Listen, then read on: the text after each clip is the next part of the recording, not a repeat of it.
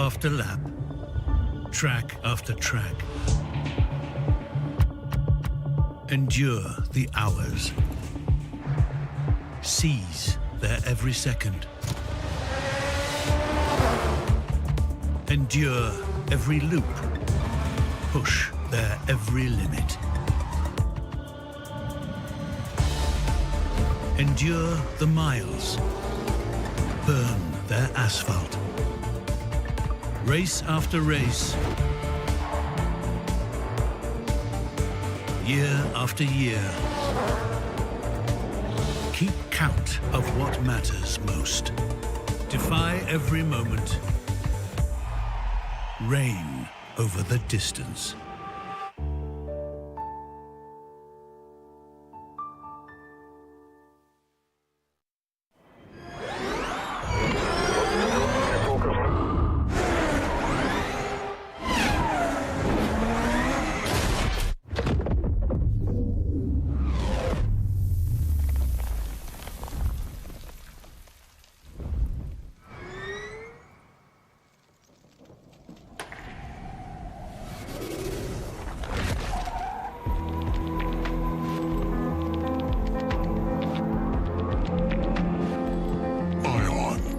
Electrified. Hanguk Tire.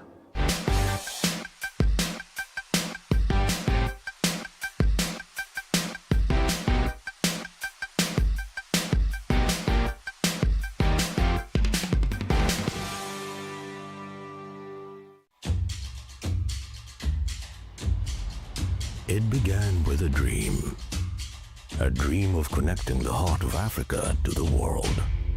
The first pioneers were brave, venturing into skies unknown, and today the same spirit lives on. Rwanda soars higher, carrying dreams and stretching our frontiers. It's not just a flight, it's an experience, the kind where every detail is designed to make you feel at home. Rwanda is more than an airline. We are a bridge between Africa and the world, between you and your dreams. Welcome to Kigali.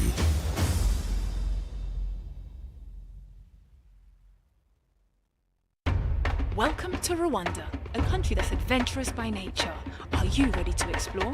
Yes! What first? After arriving in the beautiful capital city of Kigali, go visit the iconic Big Five in Akagera National Park. Rwanda is also one of the few places on Earth where you can see the majestic silverback gorillas in the stunning Volcanoes National Park. Gorilla trekking. That's definitely on our bucket list. But it's not just the wildlife that will get your pulse racing. After a day of adventure, relax in style in one of Rwanda's world-class hotels or enjoy Kigali's buzzing nightlife. Rwanda is also Africa's rising star in global events. And if you want to get down to business, the country is a hub for innovation and investment. Whether you're visiting, meeting in, or investing in Rwanda, everybody is welcome. Come and see for yourself. See you soon! Murakoze!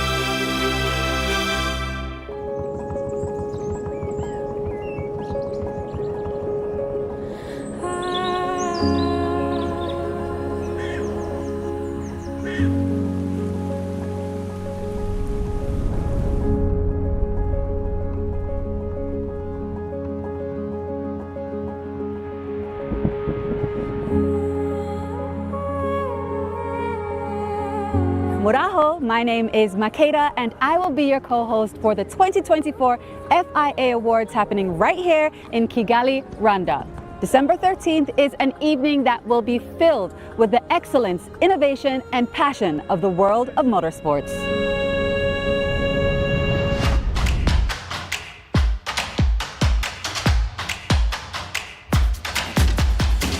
But that's not all it's about. Rwanda is also breathtakingly beautiful. It's known as the land of 1,000 hills, and it's home to the majestic mountain gorillas, serene lakes,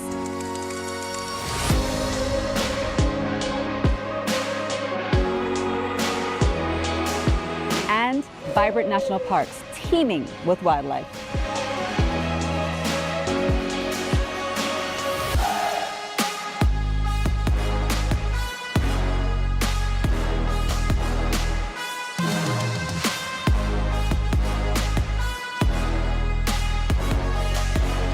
Beyond the landscapes, Rwanda is rich in culture and hospitality. From the vibrant traditions to the warm people, this is a country that truly welcomes the world.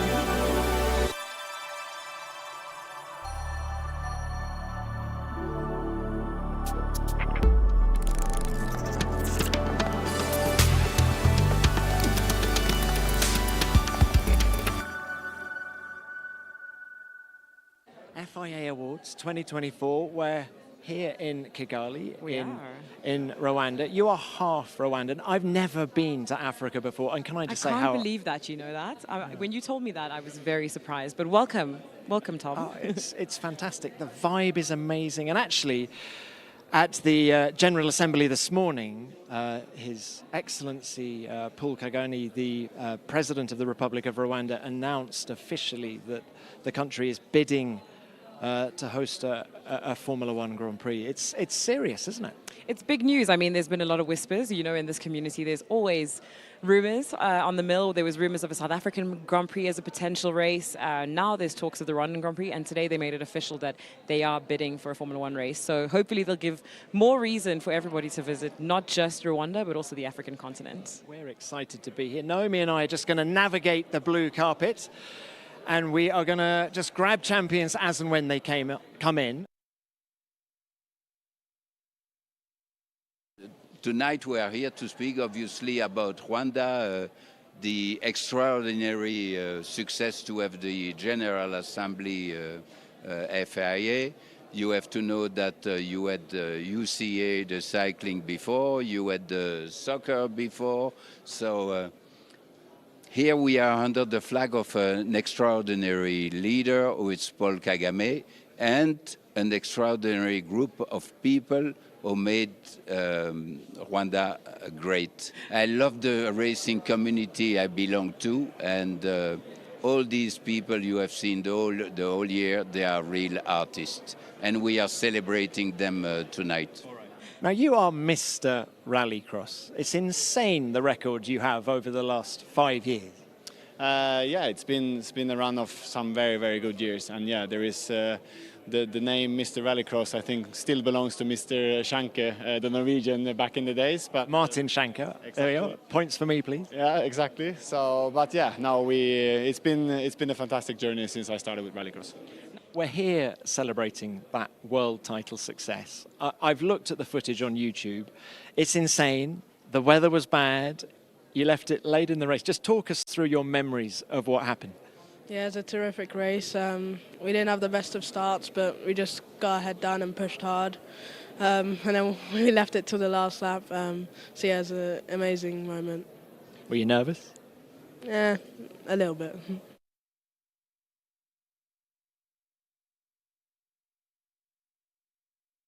It's been a positive season. Of course, it's been disappointing because when you get to the last race and you're fighting for the Constructors' Championship and you just come short of doing that, it always hurts. But looking back at it, I think we've had a very good season. It's one of the it's probably the first season since I'm in Formula One that I look back at it and I don't have any regrets. I don't have any races I look back at and think, oh, we could have done a lot better, or we've missed a big opportunity. Every races we could have won, we won, and this is a big achievement in itself. We weren't fast enough in order to win any of the 2 championships. However, we've had a very strong second half of the season, and that is, we need to use this momentum going into next year and try to do the best possible job in order to fight for both of the championships again next year. I mean, I don't know what to expect because I haven't experienced it yet, but it's very, very exciting for the team, for myself. For the team, Lewis is a legend of our sport, and he's achieved so much, and in different teams as well. He's achieved so much in McLaren, he's also achieved so much in Mercedes, and now that he comes to Ferrari with all this knowledge, all this experience, will help a lot the team and will push forward the team. And same for me. He will push me forward for sure, with his talent, being able to look at the data, knowing that whatever he does inside this car I can do because we've got now the same car, is going to be a big challenge, and I'm very motivated for that.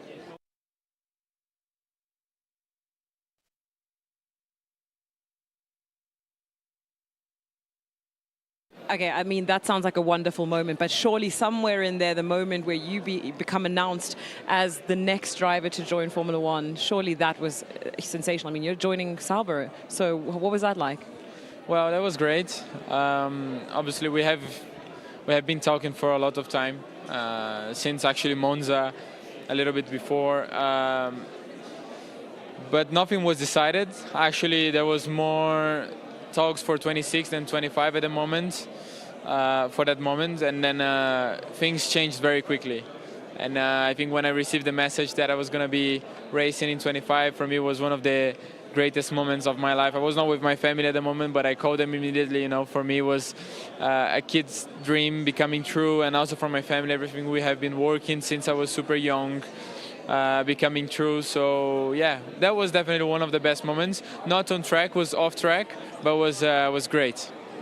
Yes, no, it's a historic moment for us to come here to Africa for the first time, gathering not just the General Assembly, but I call it the Night of the Champions.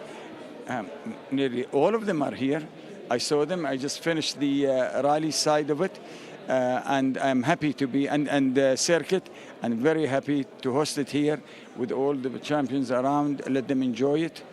And I feel that Rwanda deserves more, Africa deserves more. But Oscar, I really want to ask you, 2 years ago, you were sitting on the bench. Fast forward those 2 years, did you think you would be sitting in this position where your team were fighting for a constructor's title, your teammate ready for the drivers, and even you helping out a lot with all of that?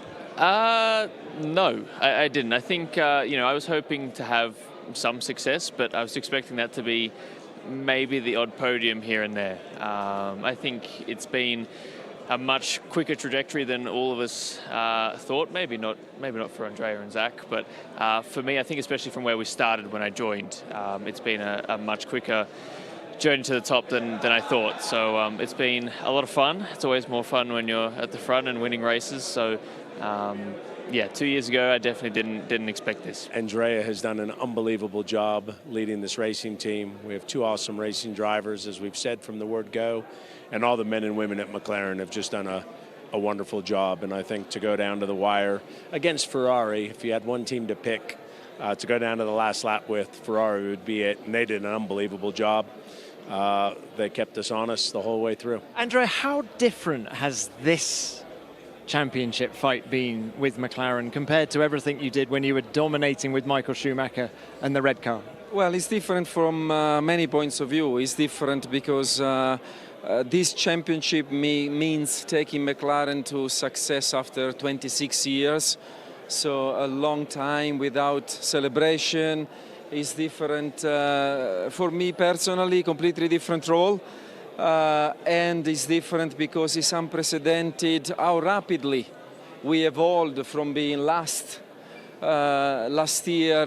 After the last couple of races, we had 0 points, last in the classification, and now 666 and world champions. Lando, welcome to Rwanda. You had such an incredibly exciting season. Congratulations, first and foremost, for everything. How are you feeling about being here tonight? Wonderful. I mean, I always love to go to new places, and this is definitely a new place for me. So happy to be here. Happy to celebrate, of course. You know, we're going to be celebrating a lot tonight, as a team especially. So I've not done a prize giving, an FIA prize giving in a long time. So first of all, I'm happy to be here, but I'm happy to be here even more because we're celebrating something special. Well, you kept us entertained all season long, and for a long time we thought you were going to clinch that title, but in the end Max got it, but the team got the Constructors title. So is it bittersweet, or how are you feeling about it? No, I mean, I was never close enough to Max. I think if anyone thought if I was going to get it, it was probably a little bit far-fetched, but at the same time we tried for as long as possible, and I tried. Rwanda is bidding for a Formula 1 Grand Prix. What message do you have to people out there who think Rwanda is too small to make this happen? Well, we are not too small for anything. That's our belief. We believe in what we can do, especially with the friends and partners, and building on what we already have, and that is the will and some good capacity to pull off some of these big projects. Well, Max, this is the fourth occasion of you coming to this event to collect this trophy. How excited are you, and how much more did this one mean? Yeah, I mean, I think all of them are very different, which I think makes it always very special. And, you know, for us, it's been quite a challenging year. So to be standing here, still winning the title, I'm very proud of. And, yeah, new venue again. So, yeah, I'm very excited for the evening.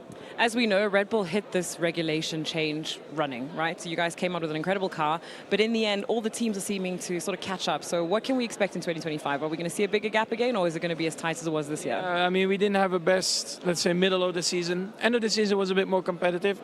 So, yeah, we just need to work hard, try to improve the car more again. We have a lot of ideas that we want to implement, and then I hope that when we hit the ground running next year, we can be competitive again and fight for the wins. But it will be very tight, I think, between a lot of teams now up front, which I think as a championship is great.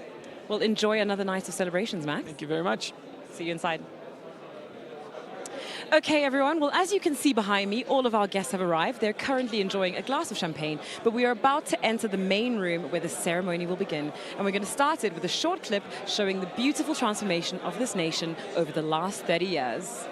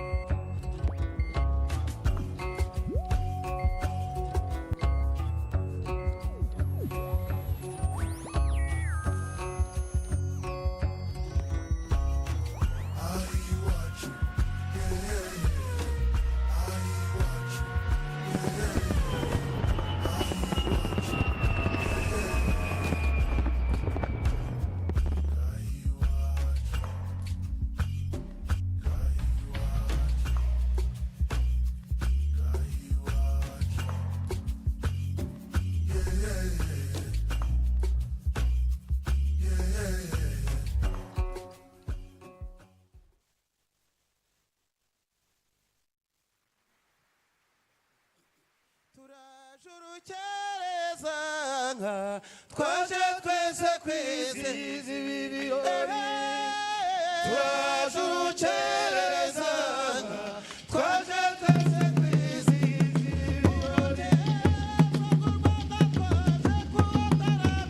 twaje twese kwizihiza ibi birori twaje twese kwizihiza ibi birori turaje urukerereza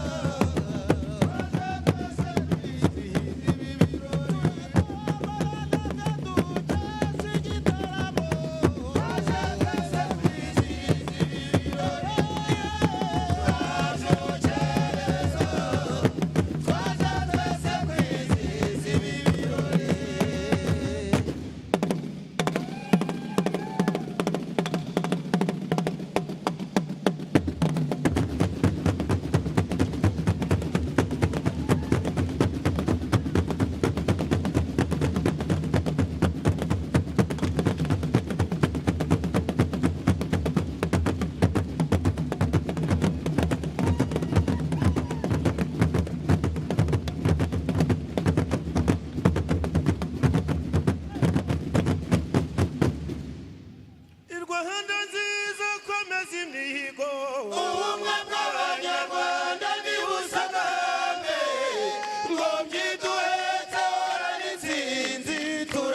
turagushyigikiye Rwanda nziza komeza imihigo ubumwe bw'abanyarwanda ntibusagabe ngo bwiduhetse horana intsinzi turagushyigikiye turagukunda ngo bwiduhetse horana intsinzi turagushyigikiye uririmbe Rwanda we ngo bwiduhetse horana intsinzi turagushyigikiye Rwanda nziza komeza imihigo ubumwe bw'abanyarwanda ntibusagabe ngo bwiduhetse horana intsinzi turagushyigikiye Karame nanone ikarame mushumbura giyinya inyonga mutsindo tubahe impundu we ntarambe mu Rwanda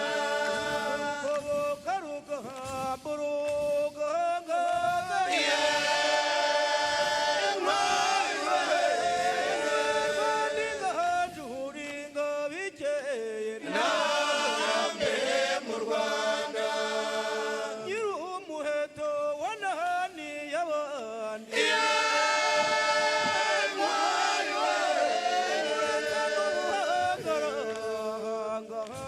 ntarambe mu Rwanda mama ndarawe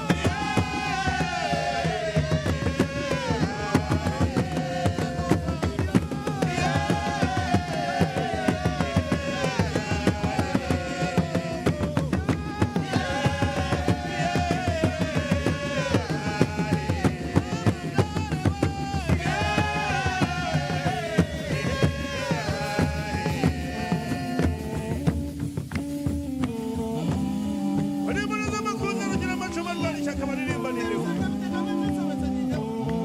bari babona ko makunze rwakubita indwara y'umwana akobwa ku isi inkukira zinakesha mugabo mugambi y'impunzi akabitarika cyane u Rwanda rukereza rwambaye ingendo rwambaye inageze ibigarama zirakimanza yoza n'agatsima rukavugasabagara cyangwa abanyoshe barwajwajwe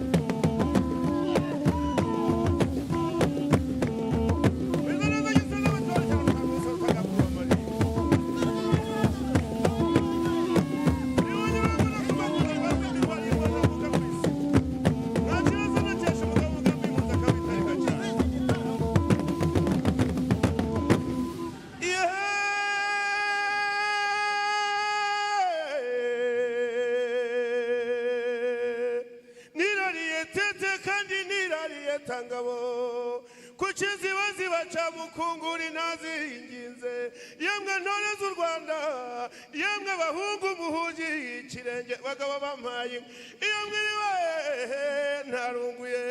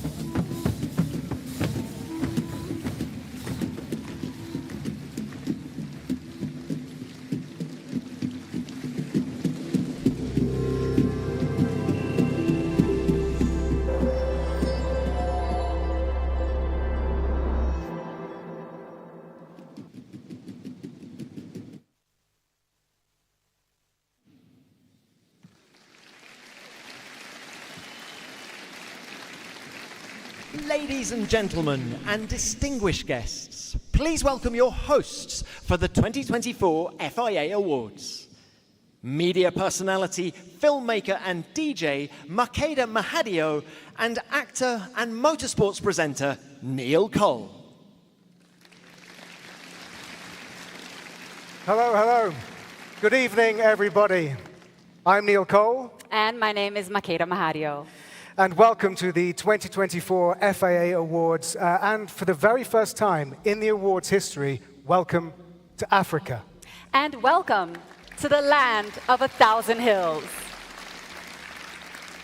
A country that I feel privileged to call my home, of course, Rwanda. And what a way to kick off the show. That was the National Ballet of Rwanda showing us a little bit of what they're capable of. Let's give them another big round of applause. Yeah, superb start to the show, and we do have a fabulous show for you tonight. Thanks to all of you who are joining wherever you're watching around the world. We've not only got the winners of 9 championships with us, we've also got an incredible audience in this room. I think we have people from about 120 countries in the audience here in the BK Arena, which I think tonight genuinely makes Kigali the motorsport center of the world. Absolutely. And for the first time, too, we have a roving reporter with us this year in the shape of the very, very lovely Tom Clarkson. So, Tom, where are you now? Hi, Makeda. Hi, Neil. If you can see me through all this dry ice, I'm backstage at the moment with all the wonderful trophies that we're going to be giving out tonight, all 52 of them. And in due course, I'm going to make my way into the audience. We have a lot of very special people with us tonight, and I'm sure there are a lot of stories that we can share. Absolutely. Thank you so much, Tom. Thanks, Tom. Now, of course, none of this would be possible without the help and support of some amazing organizations and people right here in Kigali. So we just want to say a very big thank you to the Rwanda Automobile Club and, of course, their president, Christian Gakwaya, and yes, absolutely. And of course, Visit Rwanda.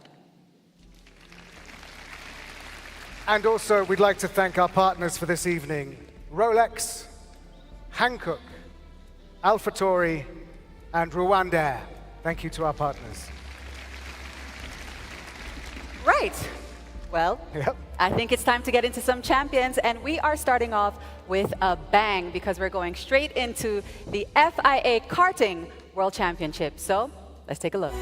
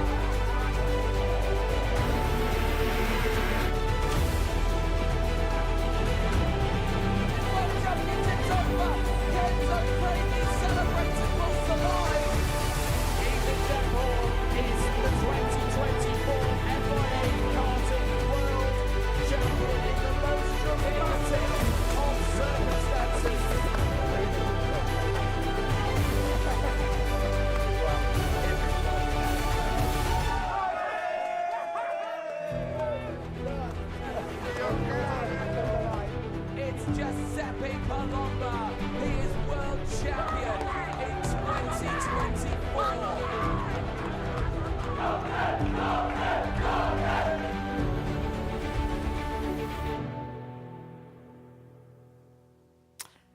Fantastic racing. Yeah, incredible. I think that definitely deserves a round of applause. Now, 10 years ago, a young man just like those kids walked out onto this stage, or a stage quite like it, to collect his World Karting Trophy. And he's here with us again tonight. Please, a huge warm welcome to Lando Norris.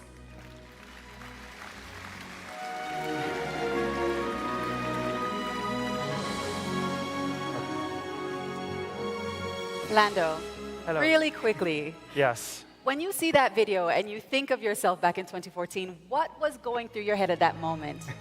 I was probably scared, to be honest, just like I am now. Long time ago, 10 years. I've barely grown since back then, so a pleasure, but a lot of things have happened, a lot of things have changed. And it's a nice story to see myself back then to where I've got to now is always nice to look back on. Well, Awesome. It's nice to have you here, and no need to be afraid. Yes, thanks, Lando. So we're going to bring out our champions, if you can help us give over the silverware. From Great Britain, our OK Junior champion, Kenzo Craigie.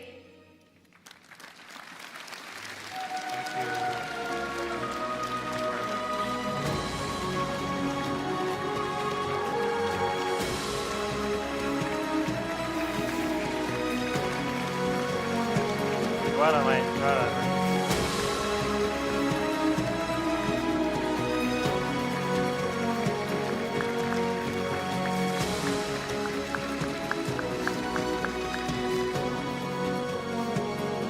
And from Italy, let's get up onto the stage our KZ champion, Giuseppe Palomba. Thank you.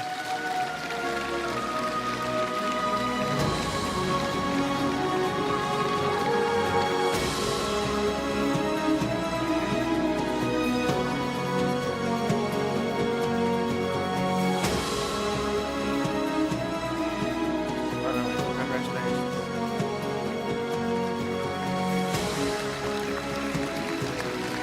And driving his title-winning kart, and also from Britain, our OK champion, Ethan Jeff Hall.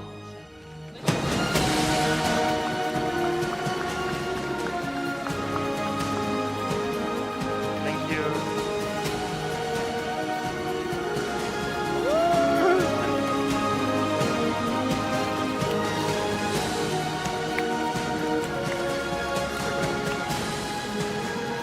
Well done, mate. Congratulations.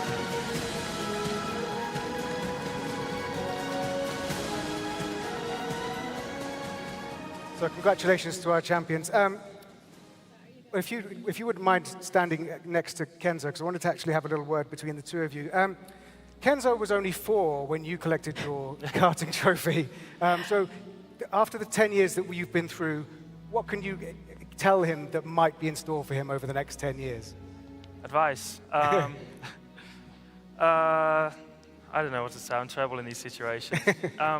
Just keep doing what you're doing. I think that's the most important thing. It's always very difficult to believe, where you might be in 5 years' time, 10 years' time. But you're holding this trophy, all 3 of you are holding this trophy for a reason. So it's because you've done the best this year, it's because you outperformed everyone else. So as long as you keep working hard and doing what you're doing, you'll probably be taking my seat soon enough. So yeah, just keep working hard. That's the main thing. Kenzo, are you hoping to beat Lando in the future? Maybe. Ladies and gentlemen, our FIA Karting World Champions. I think we just need to take a quick selfie. All right. Facing the audience, obviously. And the good thing is Lando may not know it yet, but he's going to stick with us as we ask the gentleman to leave the stage. We're moving on because there's more incredible karting action coming up and another trophy for you to give out. I don't know. That's right, Neil. We're actually doing things a little bit differently this year. In the past, we handed out a single award for the year's most epic piece of action, but this year, we're taking it to the next level. Yeah, tonight we are putting 7 awards in your hands, the fans of motorsport. Over the course of the last month, as you will know, we've been asking we've been asking you, the motorsport fans, to choose the best action from across all the FIA World Championships rather than just one. And we've had more than 15 million views. A lot of you voted, and we have listened. And we're going to be starting off with the Karting Action of the Year Award. So let's go ahead and take a look at the contenders.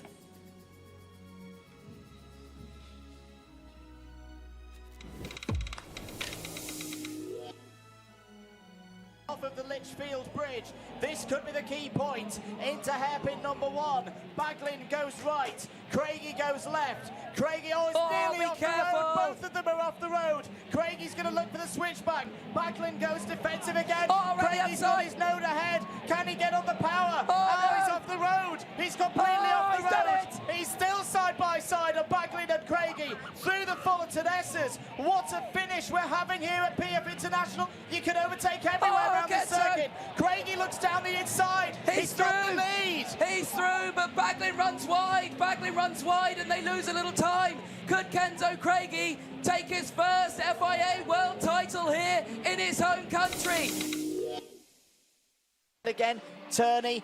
Oh, it's nearly close there. I think they did have a little bit of a touch. Turney's now back down the inside. Can he control turn number 6? Side by side with him here. Now he has the inside line, but again, Gomez has the outside. He'll get the switch back here. He's got the outside again. Turney will understeer around the corner. Gomez will hold it all the way around the outside, but I think this time it might be signed, sealed, and done. No, it isn't. He can't get the power down out of the corner. That inside line just does not work, and this battle now goes wheel to wheel over the start-finish line. You've got a champion. You've got a second in the championship. Side by side, down through turn 1, and Joe Turney leads the last final of the season in Sweden in spectacular fashion.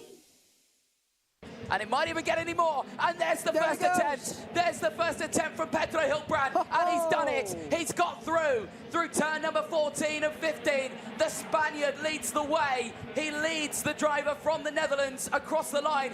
At the halfway point of this little fight for the next 10 laps it is. Back down the inside goes Cedro Wolstein. Through goes Palomba. Palomba from 3rd into 1st. It's sublime for the driver from Italy. Giuseppe Palomba leads the World Finals here in Portimao and leads by 0.3 of a second. We've got a room full of motorsport people and it gets gasps how good the action is. So that just proves how good those 3 were. But the votes are in. There can be only one winner. Let's have a look at who won the FIA Action of the Year. And the winner is with 80%, Kenzo Craigie. Kenzo Craigie, come back out here.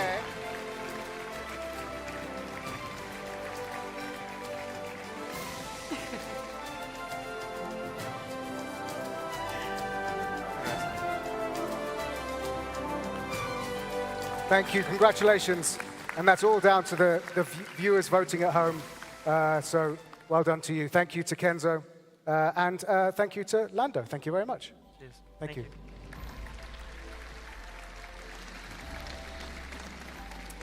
All right, so amazing. In fact, depending on where Tom is, I can't see Tom. Kenzo, you might want to stay nearby. Tom, who have you got? Well, I'm with Kenzo's dad, Paul, now. An emphatic winner, Kenzo, there with the fans. Thank you. Just how vividly do you remember everything that happened at PF International? Extremely vividly. It was an quite emotional moment for me. As you can imagine, I'm just so proud of what he's achieved this year. So I was up there watching and watching every move he was making and saying, is he really going to do it? And he did it. So proud of him. It was sensational. Now, Paul, one final one from me. It was wonderful to see Kenzo up there with Lando Norris. But can we tell everybody here who his hero really is? Some people might know, but a certain Sir Lewis Hamilton. Of course, Kenzo uses the number 44. Thank you, Paul, for your time, and well done again to Kenzo Craigie. Thank you, Tom, and thank you, Paul. So amazing to hear how much this means to you all and who the real hero, apparently. Yeah, I don't know. that was a beautiful moment. Got me right in the feels. We're going to have another big reveal very shortly, as it's time to move straight along to our next FIA World Championship. Yes, and with new categories, new events, and new machinery and partnerships added to the mix, the 2024 FIA Rally Raid World Championship was a true classic.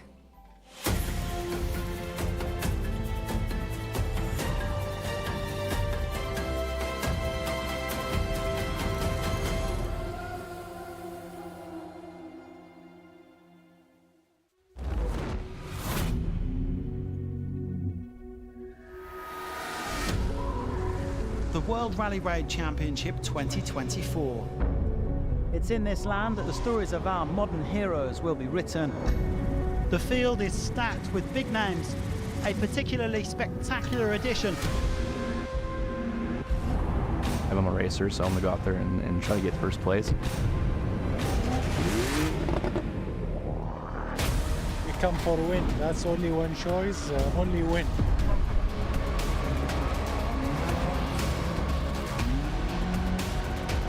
Driving in the dunes will help you drive anywhere.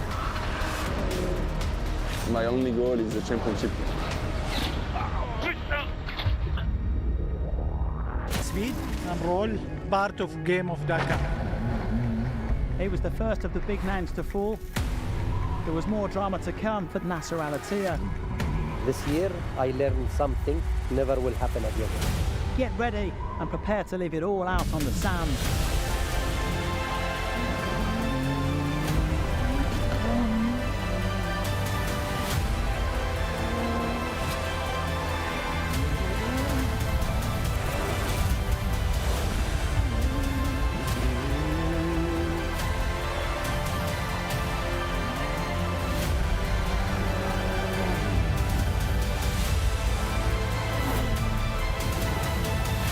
They came, they saw, and they conquered. This thing is really hard to get, so yeah, I'm pretty happy.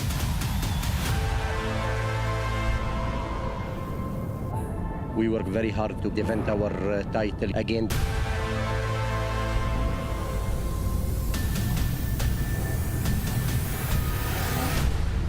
The target now is to be ultimate world champion. Chills. This year's championships had some really spectacular moments. And it feels like it's almost time to get back into the desert again, right? So first, to present the Rally Raid Awards tonight, would you please give a very warm welcome to the stage the president of the Rwanda Automobile Club, Christian Gakwaya.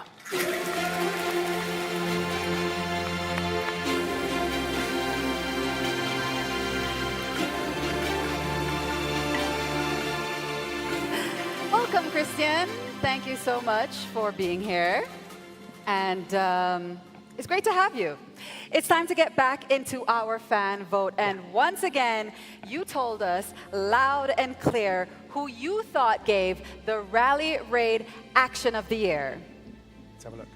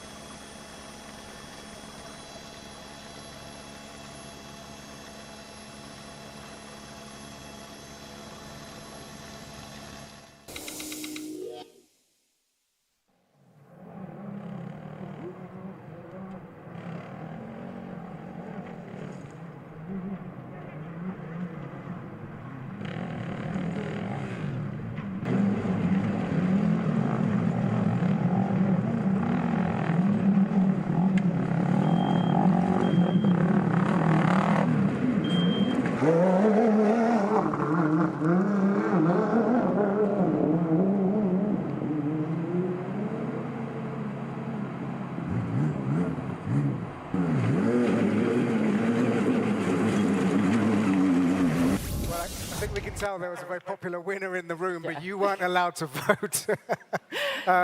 So yeah, that's the real spirit of the Dakar. Beautiful, if funny moment. Tom, I think you've got someone who's been up on these stages before and knows a thing or two about going off-road. Absolutely right, Neil, former World Rally champion of Tanak. You were enjoying looking at those best of moments. Yeah, definitely. I mean, it's incredible what these guys are doing. Honestly, I mean, how they are playing with the cars for hundreds of kilometers, you know, improvising and still pushing to the limits. And I mean, honestly, I feel already kind of old doing rallying, but, you know, if you look back how Nasser, Carlos, Seb, how they are pushing the limits, I mean, yeah, it seems like we have still many years to go. So, yeah, big respect for these guys. I think you've got many years, but very quickly, who gets your vote for that action of the year? I don't know, but honestly, I must say there shouldn't be too many choices. So for sure, this co-driver was a professional motorbike rider. So yeah, my vote definitely goes to him. Yep, you were enjoying that. Oh, thank you very much.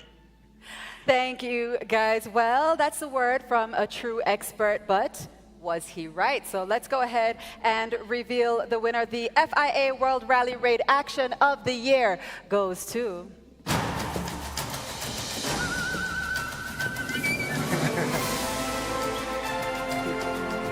And the people at home have spoken very much like Oit and everyone in the room. Yes, Loic Minaudier for his gallantry, his skills. The co-driver, of course, to Mathieu Serradori, moved the motorbike out of the way so they could carry on with the stage. Now, unfortunately, Loic can't be with us this evening, but I'd like to invite Julian Hardy, who is the team manager of Century Racing, to come up on stage to receive the trophy on his behalf. Julian Hardy.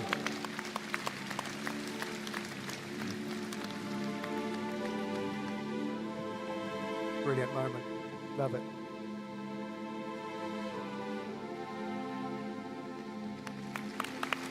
Beautiful. Thank you, Julian. Thank you. Okay, let's bring out our Rally Raid champions. Let's do it. First, our award is for the winning manufacturer. And with so many championships, the key to Rally Raid in 2024 was consistency, and that's just what this manufacturer did, racking up podium after podium and taking a remarkable third successive crown. The winners of the 2024 FIA Rally Raid World Championship are Toyota Gazoo Racing. And here to accept the award is Bart Elin.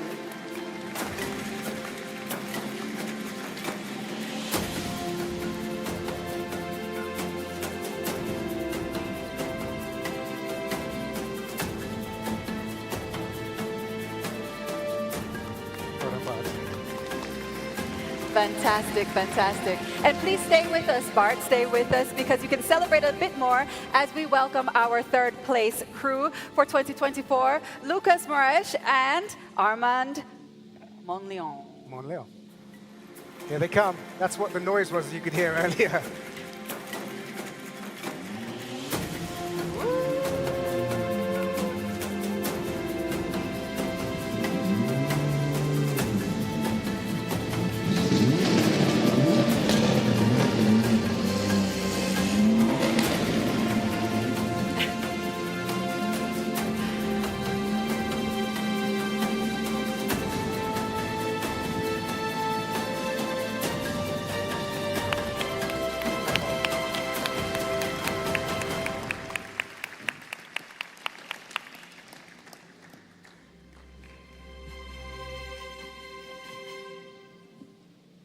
Congratulations, Lucas and Armand. Yeah, you too. Obrigado. Okay, so thank you very much. Once you've had your photos and everyone has admired that incredible, that's pretty much ready to go on the ship, I guess. Thank you very much to our Toyota team. Thank you. I think you go. Now, for our champions.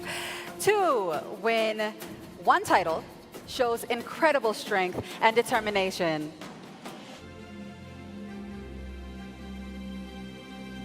Okay, let's move on to our second place crew.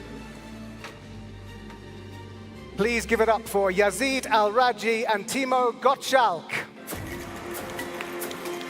Now, as we get Timo up on stage, unfortunately, Yazid cannot be with us tonight. So Timo is the co-driver. Timo, I'm afraid you're going to have to get some excess baggage charges on your way home from Rwanda because you'll be taking home this lovely trophy on behalf of Yazid. Thank you very much. Thank you, thank you, thank you.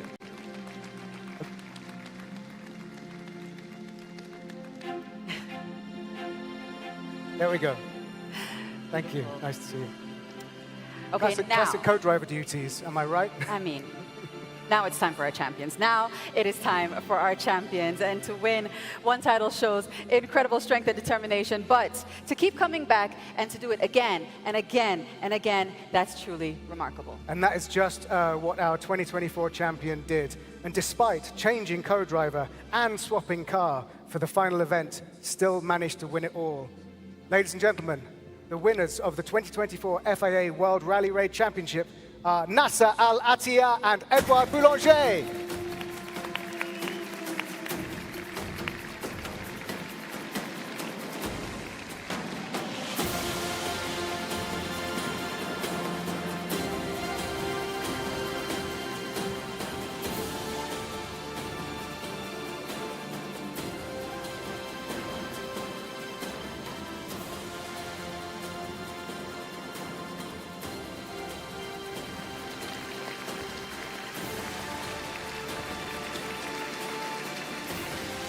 Huge achievement, Nasser. If we can just grab a quick word with you, Nasser. It was a fantastic season. It wasn't easy. It was an incredible hat trick. How does it feel? How did you do it? It's never easy, you know, to be third time in the row, you know, and to defend our position. But really, we work very hard, and thank, you know, for Edouard, and thank for ProDrive team, you know, is doing amazing job, you know, last 4 race, you know, and we win everything. And yeah, we are today here, and thank you, you know, for all the people who's coming here. And also we are so happy to be here in Africa and Rwanda. You know, thank you, the president, you know, for this opportunity. You know, it's amazing, you know, day for us. Absolutely, and we're so happy to have you. Edouard, you've done the Dakar on 2 wheels, and you won this event on 4 wheels as a co-driver. But this is your first World Rally Raid title. How does it feel? Amazing. Come on. Yeah, having the chance to join all this legend in the room and you know, be part of this fantastic evening, being here in Rwanda, which is the first time for me. It's a combination of emotion which is quite priceless. So thank you. Beautiful.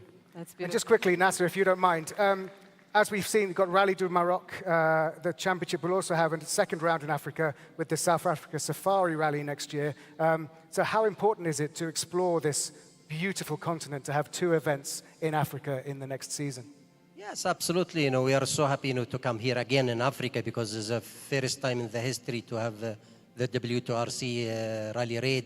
And I am sure we'll enjoy a lot, because the landscapes will be amazing, you know. And yeah, this should be what done from long time, but also thank for the people who's really pushing to come here. And we are really so happy. And yeah, I think we'll enjoy a lot when we'll come here again. Thank you very much. So much. Thank you. Thank you, Nasser. Thank you. A truly amazing achievement there. But I think that we can get some more thoughts on just how important Nasser's third straight win is with Tom. Tom, where are you? Who are you with? Well, I'm in the audience. Actually, I'm with Rwanda's first female rally driver, Queen Kalimpinya. Now, Queen, just listen to the reception you're getting there. Is that a reflection of your 2024 season? Tell us how the last 12 months have gone. It has been the best year of our team so far. So we won like half of the races. We were on podium, and also the rest of the races we were really doing well. And the most interesting thing about this year was the growing presence of women in motorsports. And we really showed that we are not only present, but we are also competing. So we are here to mark our ground and showing that we really belong on the track. Well said, Queen. Well said. Now, before we lose Queen, can I just, what is the plan for 2025 for you? So our plan is to go on bigger platforms like Safari Rally and the rest. But I wouldn't leave this mic without saying that it's really great to see all our role models. I can see Max Verstappen with my naked eyes. I really can't believe it to see people that we see on TV, the cars, the iconic cars that we dream of. And all this event is really an inspiring time. And thank you, Your Excellency, and thank you, Mr. President of the FIA. This is not nothing, and we really cannot wait to see Grand Prix in Africa. Thank you very much. Well said, Queen. Thank you very much. Thank you, Tom, and thank you, Queen. Absolutely. And I have to say, I've been really liking Rally Raid, and I feel like Rwanda might just be the perfect terrain. I'm just saying, I think it would be perfect for that. Now, Neil, we have come to a very special moment in the evening. Yes.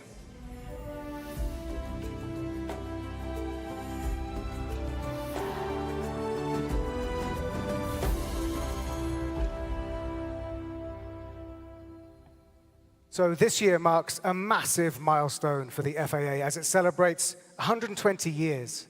It was founded, a handful of car clubs from a few countries got together in 1904 in Bad Homburg in Germany, and now it's moved on 120 years later to this. I mean, take a look around. Give yourselves a huge round of applause.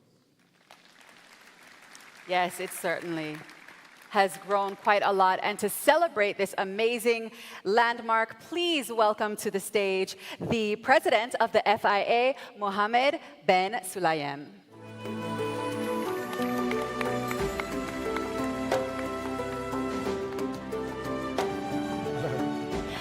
Welcome, welcome to the stage. This is a hugely important moment for the FIA. Why is the federation so relevant right now, more than ever before? First of all, I welcome everyone here, especially His Excellency, the President of the country, to be here of Rwanda. When did you have, any of you, that you see a President of a country coming and opening our General Assembly and also the prize given? Thank you. Thank you, Mr. Paul Kagame. Thank you, Your Excellency. Secondly is, we have been overdue to come to Africa and to bring the FIA General Assembly and the prize given, which is the award. 120 years it took us to come here. Okay, I don't think I was born at that time, but to be here, it's pleasant. It shows how important is Africa. You cannot have a world championship, a proper world championship, without all of the continents. So really, we are so happy to be here. I do thank everybody that believed in this award and in the General Assembly to make sure that they are here. So thank you very much for traveling, all of this travel to be here, and look at it, safe and nice also, and hospitable. So thank you very much again, Your Excellency. Thank you, thank you. But to the FIA, see, people sometimes don't know what is the FIA, and now we are repositioning the FIA. Yes, it all started with the clubs that had a meeting before, but then the responsibility grows. I mean, to us now, we have the pinnacle, which is Stefano Domenicali knows. It is the Formula 1, but we had an average this year of about a total of 750 million viewers. But that's also part of the FIA. But then, how to get to the Formula 1? It's the grassroots that we are concentrating in. If we have more money, we would give more money. So this year, we give over 10 million to the grassroots. And we do not differentiate from which continent. We go and make sure we reach to them. And diversity is very important to us. It's not a noise that we make in the news, but it's something that we reach. So one of the biggest diversity we did is coming here. And now hopefully that the talks with the Formula One that we will see around here. But more than that is when I landed here and went and I saw 100 young girls trying to drive a kart car. You see, and they were first, the impression of you to drive a car. I mean, I used to be a champion for 14 times and I understand the roar, how much they take me to feel good on that car. But after a while, they started driving. If we do not reach to the people, I mean, even yesterday was a milestone. We know that motorsport is very expensive. So what we did with the cross car and now the karting plan is to give the blueprint and make sure that all regions have it. Does anyone can afford $300,000 for his young girl or young boy to go into karting, which is the grassroots of Formula One? No way. So then we reached and said, no, we will give the blueprint with the FIA safety standard and for cross car and karting. And the first ever car made in cross car was in Rwanda by the people from the technical school. And I really congratulate them. Thank you. Thank you. And it cost 75% less. This is the only way we are going to double, as I said, motorsport in the world and grow. Affordability and the cost is together. So this is our mission, actually, beside the safety and beside the sustainability, that we are not part of the problem, we are part of the solution in it. So if I go on, it will take a lot of time, but please, thank you. Thank you. Thank you, Mr. President. And it's taken more than 100 years to get to this point. 120 years is a remarkable period of time with incredible heritage. So we're going to celebrate the history with 2 special awards. And here to present them is the President of the FIA Senate, Carmelo Sanz de Barros. And representing the founder members is the Automobil von Club de Deutschland EV President, Ludwig Fürst zu Lohenstein-Wertheim-Freudenberg.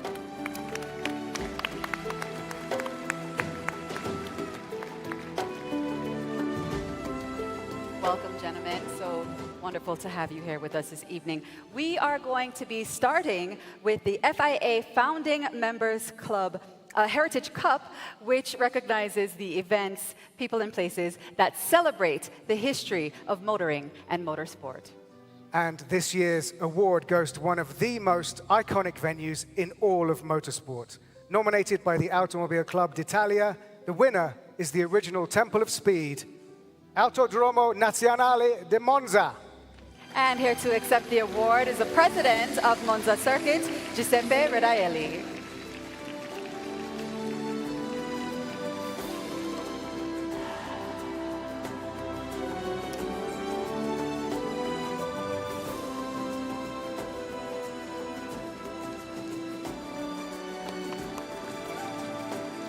Very special award. Yes, absolutely. Now, for our second award, the Heritage Promotion Cup goes to an organization that champions the preservation of automotive history with particular passion, commitment, and care. Nominated by the Azerbaijan Automobile Federation is the winner. The winner is the incredible Classic Cars exhibition at Baku's Heydar Aliyev Center. Now, to accept the award would have been... Yeah, Fargan Novruzov was due to come here tonight, but unfortunately he hasn't made it to the stage. Oh, you are. Oh. There we go. Congratulations, He's Fargan Novruzov. Sorry, we didn't see you. Thank you. So, before we send all you gentlemen off the stage, I think it's time to... I think we have representatives of the 8 founding member clubs here with us in Kigali. So I think it would be quite a nice time to get all of you up on stage to join these special 120-year prize winners for a photograph as the FIA reaches a landmark. So can we call up representatives of the 8 founding member clubs here in Kigali up onto the stage, please? And we can welcome them up with a round of applause.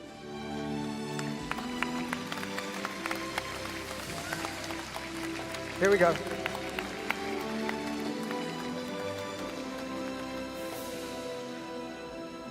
No, yeah. As Mr. President points out, they're not 120 years old. Just to be clear. Okay, yeah, so if we can gather for a nice photo. Absolutely. Definitely one that will go down in the history books.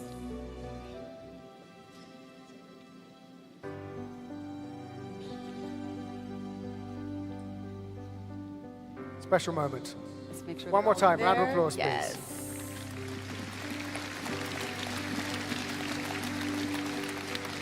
Fantastic, yes. Thank you. Thank you all. Thank you to the president of the FIA, and thank you to all of you for coming and joining us on stage. Ladies and gentlemen, I think we can move on. Yeah.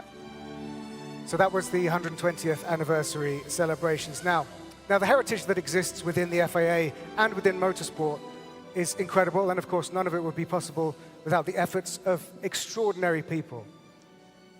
And they've spent, a lot of you and a lot of them have spent their lives giving everything to the sport that we love.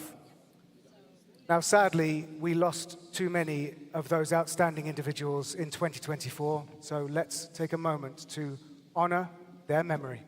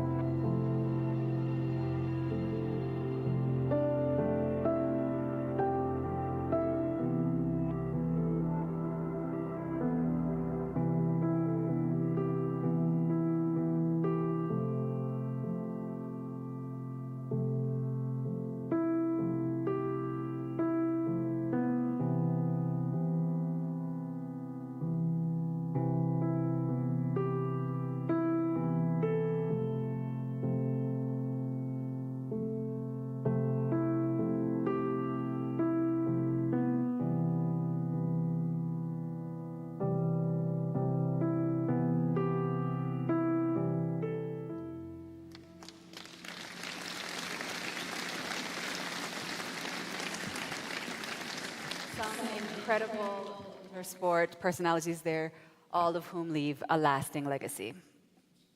Now we're headed back into the FIA World Championships, and our next award is for the FIA World Rallycross Championship. And I heard that this is your wheelhouse, so I'm going to let you go. Yeah, technically it's mega. In 2024, World Rallycross gave us an epic battle of the technologies where combustion engine, sustainably fueled combustion engine cars battled door to door with fully electric machinery. And let's have a look at how it unfolded.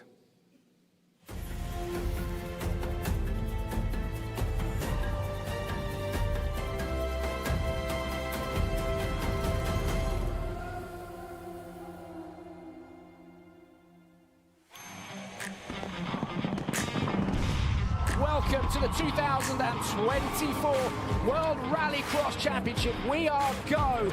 The battle of technologies. We're in for a dramatic day. We're looking for the greens, and they are go. Look to the inside of Gronheim and there's contact in the air. Gronheim will be livid with that.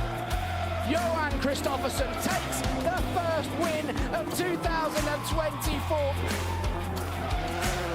Such a special place to come racing. Hoyers, a magic weekend. The red cauldron, temperatures searing here in Hungary. Great start, Kristoffersson who's already into Kevin Hansen. Kevin's not backing off. Kristoffersson gets turned around, he's in the wall. Kevin Hansen doing a Martin Shankler impression. Nicholas Gronholm takes victory. What a day. Look at Anderson and the Joker merge. So close. Clara Anderson slots in between them. Brilliant tactics from the CE dealer team squad. Kevin Hansen playing the absolute wingman. Timmy Hansen wins round 5. Great display of teamwork. Got it wide in turn 9. Brilliant move. Is Baby following through? Yes, he can. Phenomenal start from Johan Kristoffersson. I told you this would be a banger. Kevin Hansen is going to win here in Portugal. Go! Up the inside. Johan Kristoffersson into the tyres. Ole Christian, baby, you are a winner of a World Rallycross Championship event. They're side by side. Johan's going to go for the undercut. He's going to get it done. Johan Kristoffersson is the 2024 World Rallycross Champion. What a season it was. Yeah. And here to present the trophies, we are joined by the president of the FIA WRC Commission, Pernilla Solberg.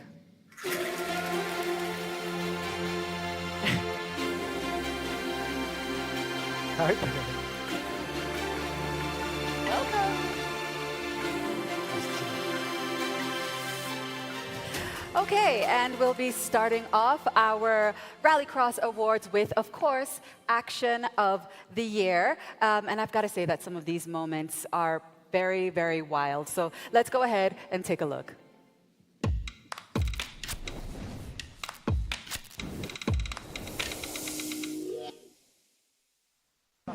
Once again, Kristoffersson desperate to try and get the nose up the inside.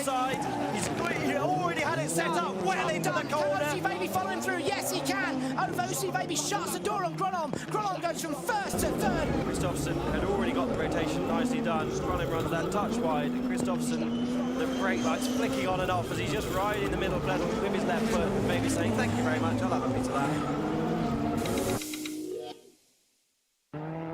Look at Anderson and the Joker merge. So close.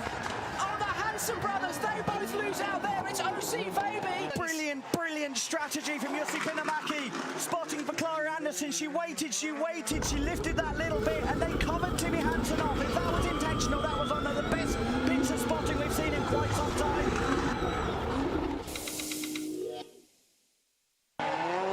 Here we go. Oh, look at this, 3 abreast down into turn 4. This is what it's all about. Kristoffersson up the inside and Nicholas Gronholm. Can he follow Timmy Hansen through? Who's on the defensive? Who's going to be latest on the brakes into the hairpin? He's going to go Kristoffersson's way on the way out. Doesn't get it done. Nicholas Gronholm's going to be inside of Kristoffersson into the right-hander. Not quite enough room there. Timmy Hansen, great job through the Joker merge just as he did. Some intense racing right there, some intense racing. So let's see who the fans have chosen. The FIA World Rallycross Action of the Year award goes to Clara Anderson. Clara is here tonight. Come up onto the stage. Come. Congratulations, Clara. The fans at home voted for you. So, Clara, I think we're bringing you a microphone. I just wanted to ask you, as briefly as you can, try and explain what is going on in that clip, because there's a lot going on behind the wheel, cars around you, spotter tells you, when to joker. Talk us through it. Yeah, it's a mess, really. So you're glad to have someone on the radio telling you where to go sometimes. So yeah, as you say, there are a lot of variables that you need to take into account. And yeah, that move in Hungary was quite fun. We were on rain tires, so it was not so easy out there. But to get that podium was really nice. And if you have a message for the people at home that did vote for you, because there were millions of votes, and 60% went to you, just looked at a message to the people at home who voted for you. Yeah, thank you so much for everyone who voted. Super honored to be here. It's my first FIA Awards gala, and to be joined here by so many legends, it means so much. And also shout out to the CIDER team by Volvo Construction Equipment and my spotter Jussi Pinomäki, who made the right spotter call. So yeah, thank you so much. Thank well you, done. Thank Clara. You, Clara. Thank you. Clara, if we send you this way. And how nice is it to see our first female winner of the evening? Yes. Yeah. Kudos. Okay, now let's get to our top 3 in the championship. Please welcome to the stage, in 3rd place, they call him OC, it's Ole Christian Veiby.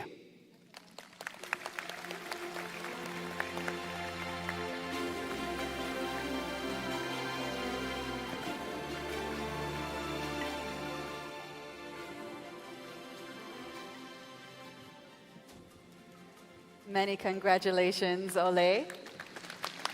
Well done, Ollie. Thank you.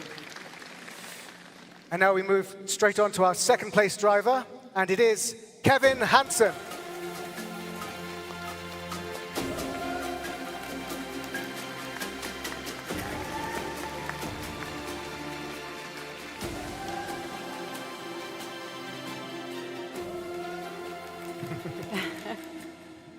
That's the Rallycross family right there, the whole tight-knit community, and also beautiful. Congratulations. Big congratulations to Kevin. Good to see you. And before we get to our champion, let's celebrate a spectacular Teams Championship. Yes, and you'll notice they are connected. Ladies and gentlemen, the Teams Championship winner is Kristoffersen Motorsport Horse Powertrain, and here to receive a remarkable 3rd team trophy in a row is its owner, Tommy Kristoffersson.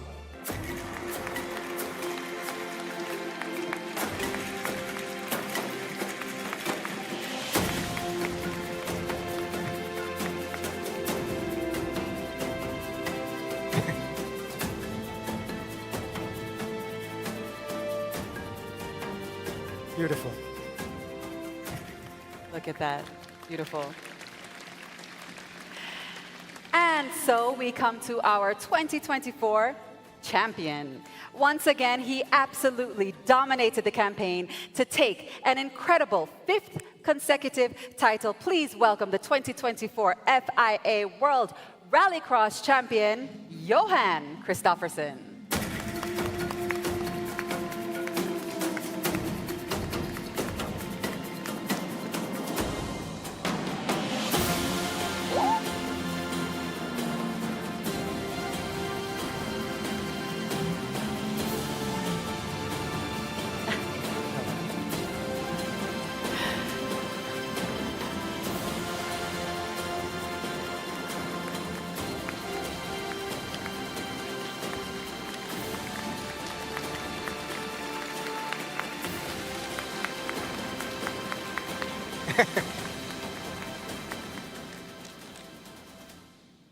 Congratulations, Johan. Now, Johan, there is a reason, and yes, father and son, in case you were wondering. There is a reason why this man is called the GOAT. Johan, there have only ever been 4 different World RX champions because you've been it 7 times. But how was this year different? What were your challenges to bag it again this year? Well, yeah, first, very nice to be here. Yeah, I think the biggest challenge this year was that Rallycross this year chose to have the battle of technology, driving internal combustion as we have chosen to drive, and versus the electric cars that we used for the last 2 years. So that was a huge challenge this year, competing against a different technology. But it was really fun as well, but a huge challenge. And again, winning the championship and also the team championship was something we are very, very pleased with, and also joined by teammate here for the first time, Ole Christian, finishing third in the championship. So, yeah, what a great year. Okay. That's beautiful. That's Thank beautiful. you very much. Congratulations again. Thank you so much. Ladies and gentlemen, our FIA World Rallycross champion, Johan Kristoffersen. And thanks also to Pernilla Solberg, ladies and gentlemen. Thank you. Okay, should we see where Tom is? Yeah. Let the car do its thing and find Tom, where Tom is. Somewhere, let's see. Shall I speak over the car when it starts? Why not? Wait, hold on.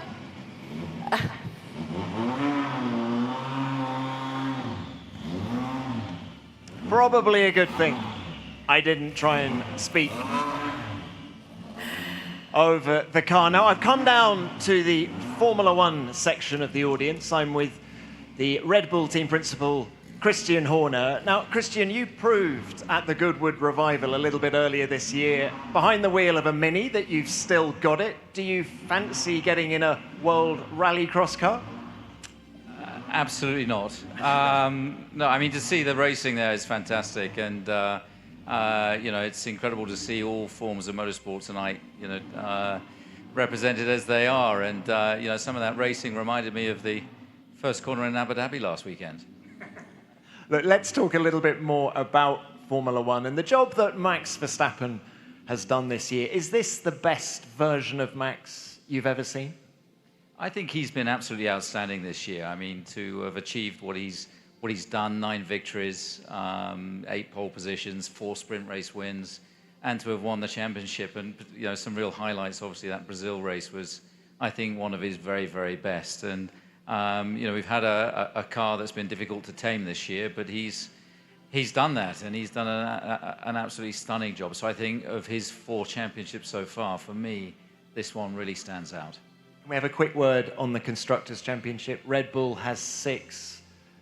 Your thoughts on the job that McLaren has done this year? They're just, what, 4 seats down from you here? Yeah, look, I mean, you've got to salute what McLaren have done this year. They've done a very, very good job. They've had a good car. They've had 2 great drivers, and they've had an awesome year. To win a Constructors' World Championship is something that is very, very tough to do, and you've got to be impeccable across the year. And this year there was some fierce competition. So yeah, you have to congratulate McLaren on the year that they've had this year. And I'm looking forward to seeing what tattoo Zach is going to emblazon on himself for a Constructors' World Championship. All right, Christian, thank you very much for that. Thank you. Yeah, thank you, Tom, and thanks, Christian. Well, talking of close competition, things don't get much more intense and unpredictable than the ABB FIA Formula E World Championship. And tonight, we're celebrating the 10th season. Still feels so new and so fresh. Let's have a look.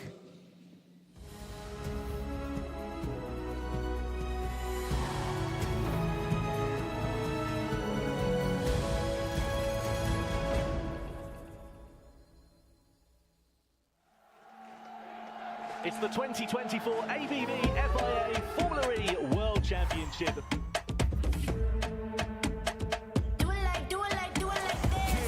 They can't do it like this. Look at that flick of that wrist. I don't even care about lists. Taking my risk. I'm still making them hits. I'm back, baby. The facts hazy. No need for later now, maybe. I don't want to wait or sound shady. Want to do it like this? You sound crazy. You can't do it like this. You can't do it like this. You can't do it like this. You On can't the do it streets like of this. Tokyo takes Maserati's first win since Jakarta last year.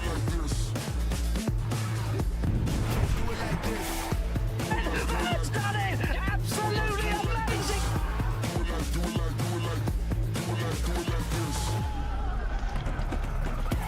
Yeah, true story. I stand on top of the world. I'm too gory. Moving away from people who bore me. Do it like this, you're gonna do poorly. You need the sauce, a mix in the sauce, but that wouldn't even it off. Gotta be born with the swag that I got. You never was even a thought. You can't do it like this. You can't do it like this. Fantastic drive for Antonio finished the You can't do it like Most this. important thing is, don't make a mistake. And Pascal Wehrlein tonight becomes the 2024 Formula E World Champion here in London. World Champion!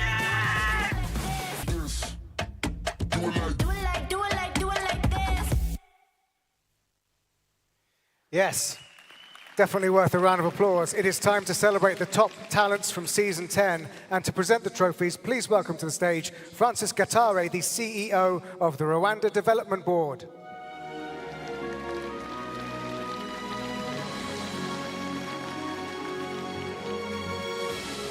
Thank you very much. Welcome to the stage. Now, before we get to our champions for this year, let's dive into who was voted for Formula E Action of the Year. There were 3 options. Let's have a look.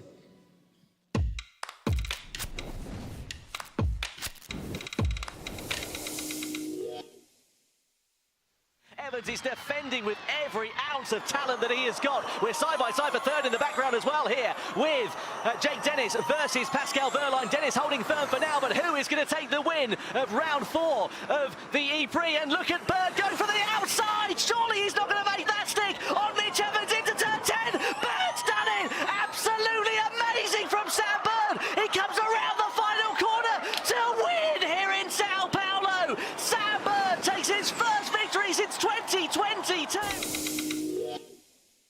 Dennis is just about going to be able to hold on to this one, I think, into the final couple of corners, unless these 2 drivers go for a lunge. Dennis defends. Here comes Nick Cassidy on the inside of Nico Müller through into the final corner. We come to the line. Wehrlein wins in Mazzano. Who gets second and third onto the podium? Dennis gets second, and Cassidy takes third from Nico Müller.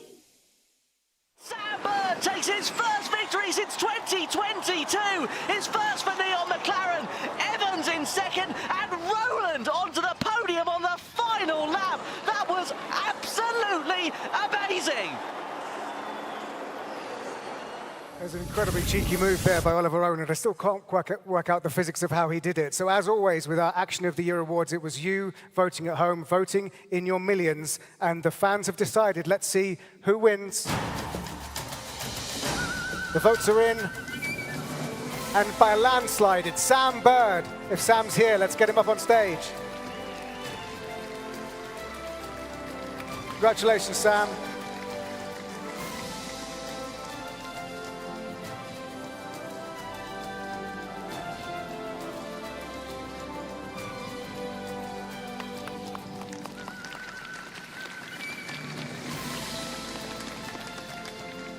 Now, Sam, you know, life moves pretty fast in Formula E. That was season 10. You've already 1 round in to season 11 last weekend in Sao Paulo. Going back to Sao Paulo, were you rethinking about that move you pulled earlier in the year?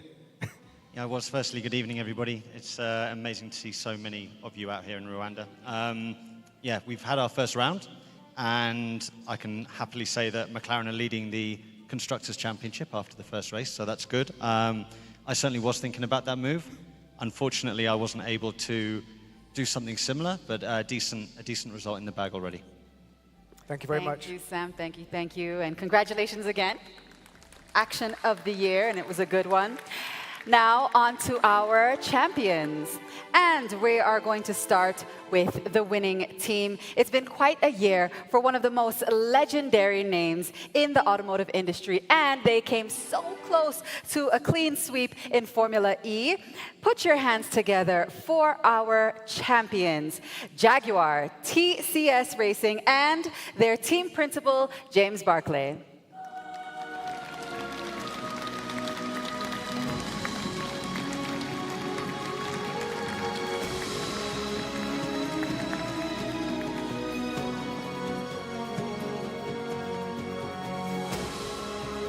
Congratulations, James. And James, we're not going to make you wait too long to be reunited with your driving team, because we're going to hear it right now for our 3rd place driver from season 10, Nick Cassidy, at the title-winning Jaguar itself, and our championship runner-up, Mitch Evans.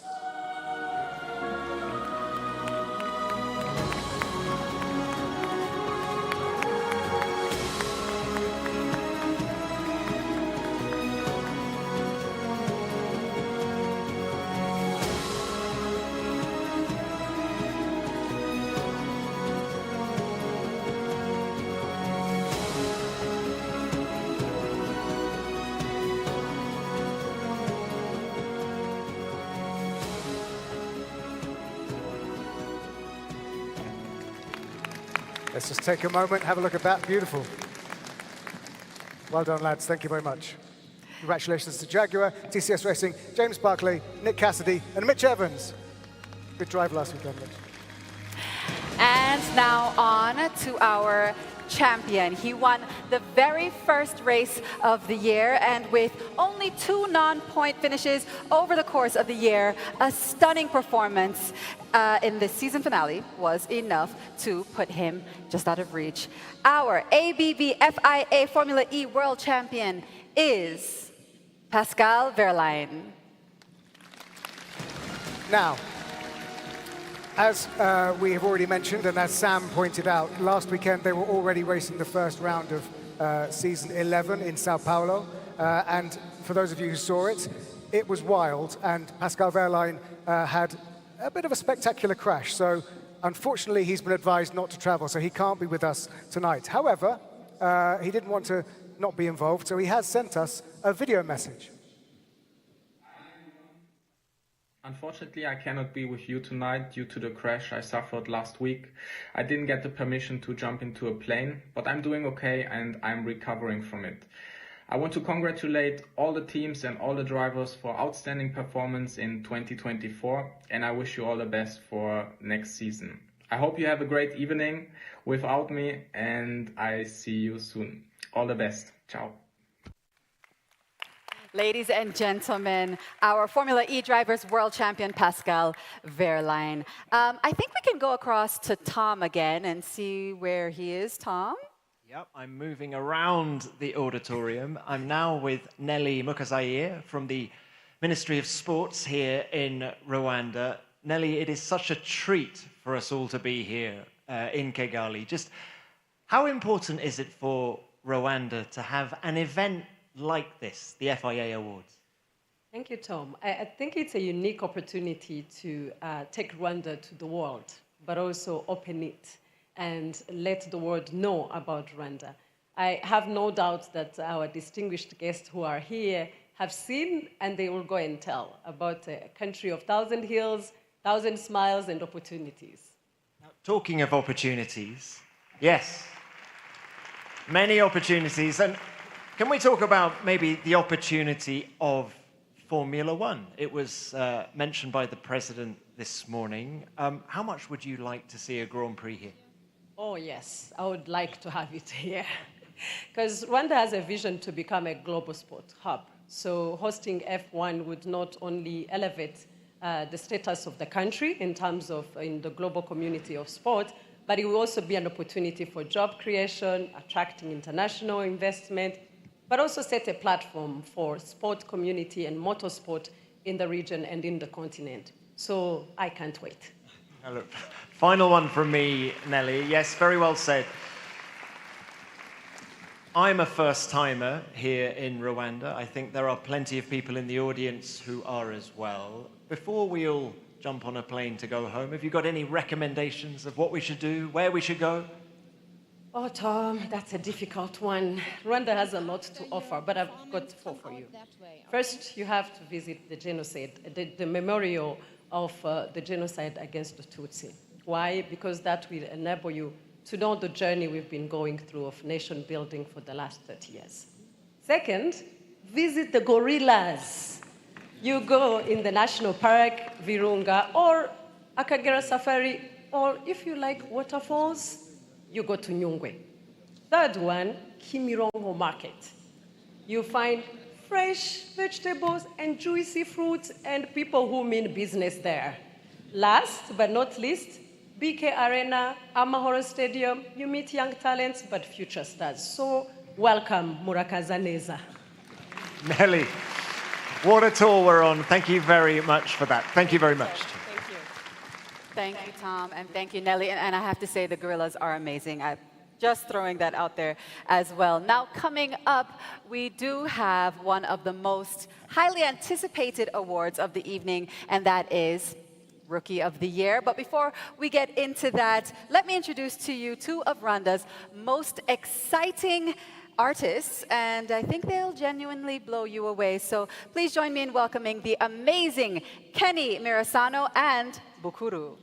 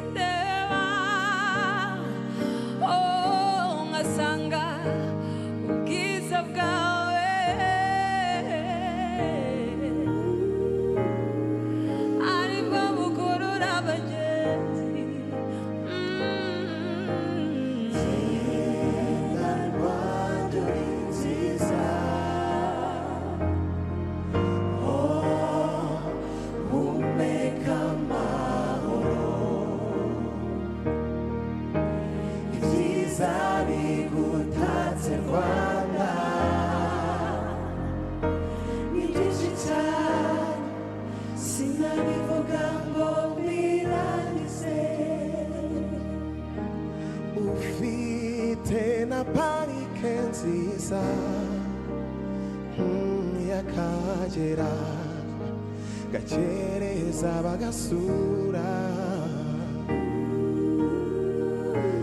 genda Rwanda watatswe na rurema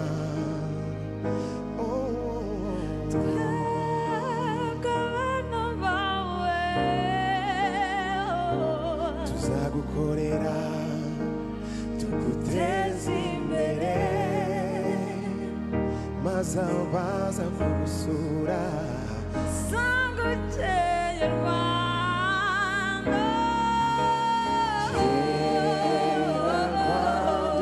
nziza umeka amahoro ibyiza bigutatse Rwanda byinshi cyane sinabivuga ngo birangize Rwanda Rwanda Rwanda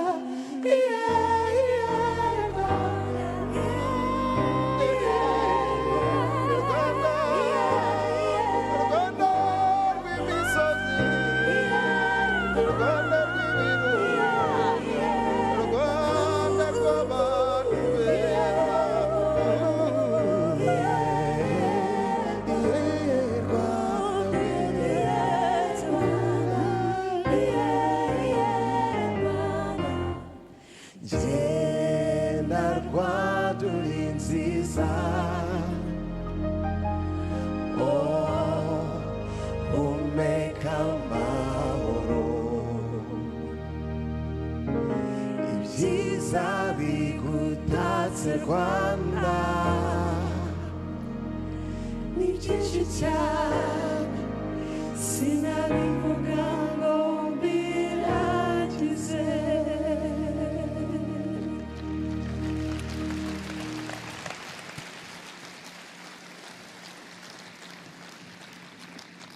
Kenny Mirasano and Bukuru, ladies and gentlemen. Amazing. Absolutely fantastic. Yeah, beautiful. Now, if you're just joining, welcome to the 2024 FIA Awards live from Kigali, Rwanda. My name is Makeda Mahario. And I'm Neil Cole. And coming up, we've still got your Formula One champions, your WRC champion, your WEC champion. But right now, we have one of the most anticipated awards, which is the FIA Rookie of the Year. Now, this one is voted for by members of the FIA Drivers Committee. So it's about as expert as you can get.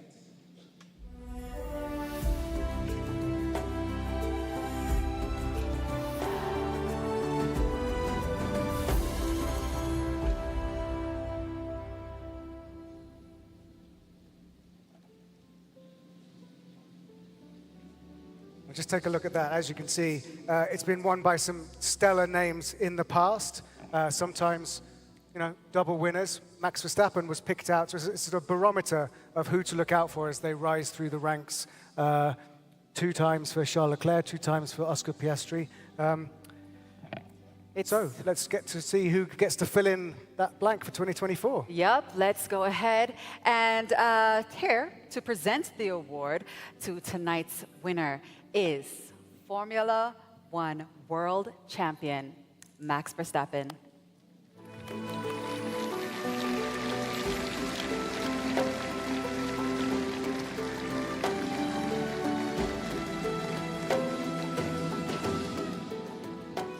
Great to see you, Max. Welcome to Kigali. We will see you a bit more later, but we have this important business, which you were the beginning of that list up there. So let's see who's the latest name to add to the list. I have an actual envelope. And the winner is Rookie of the Year, Gabriele Bortoleto. Gabrielle, come up to the stage.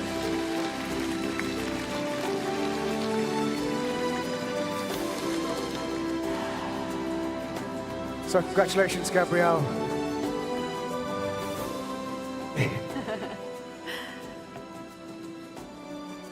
So it's quite a prestigious list to be part of. Just take a look at it. And as it's a barometer of experts spotting the next driver to come through the ranks.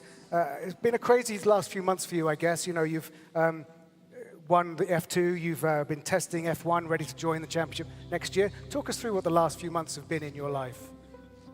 Yeah, they have been quite crazy. I had 2 intense weeks coming to Abu Dhabi where I was fighting very closely for the championship with Isaac, that is somewhere around there.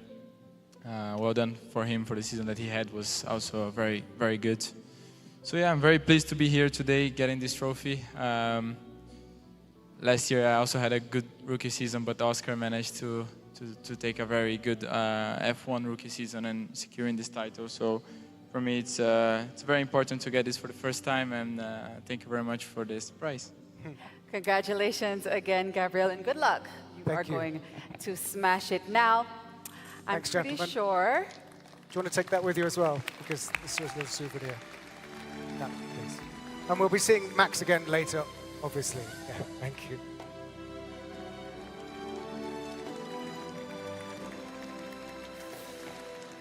Now, I think that if you're watching this, you definitely love racing. From anywhere in the world, that's one thing that's bringing us together. And where can you get a bigger, more extended fix than endurance?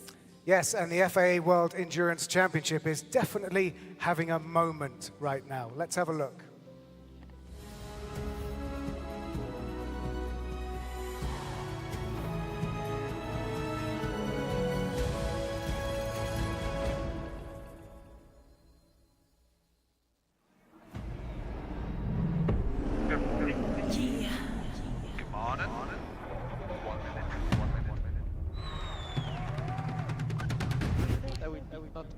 Nobody does it like me. I'm on top of this. Sunday go. Are you ready? Hold. Swarm to air. Race sees itself high alone. Lone Star. Number 83 has a huge lockup and makes contact with half by. Back at it now.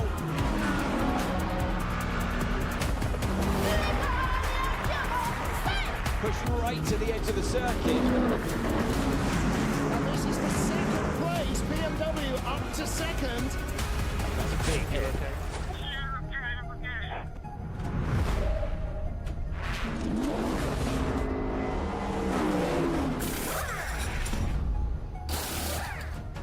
Can you update us on the front left tire condition?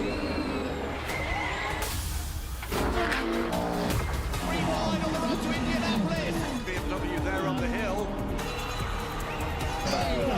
Going by the number 6 Porsche. Sturmers side by side. Up to second and third. And now they're going to go by the Aston Martin for the lead of the race. Advantage down towards turn 2, he does.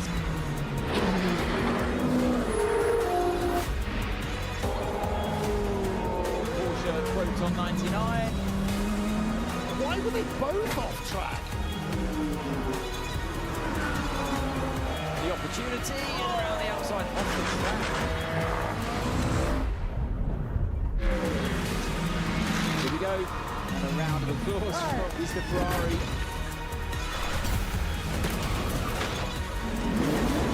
We said that corner's not flat out. Oh my God! No! Loses the play. A little great job. Box, spot tires. Box, spot tires.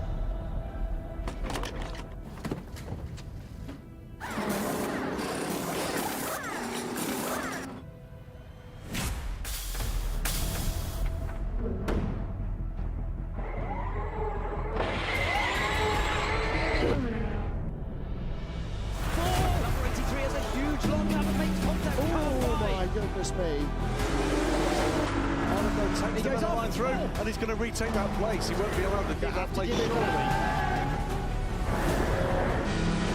Fully alongside.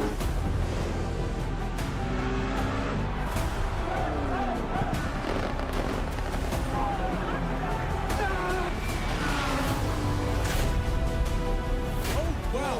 Well, it was significant contact. Over the years, fantastic action.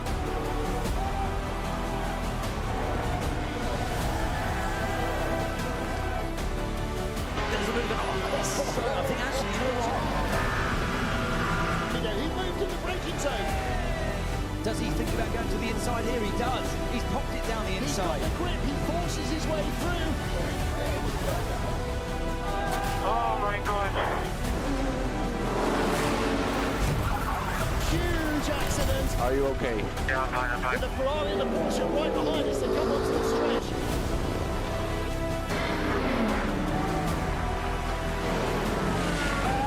What the team? We did it, mate. We did it. We won the ball again. As there is contact between the two cars. And they take the manufacturer's title. Absolute unit. What a legend. Thank you for giving us something to celebrate, my friend.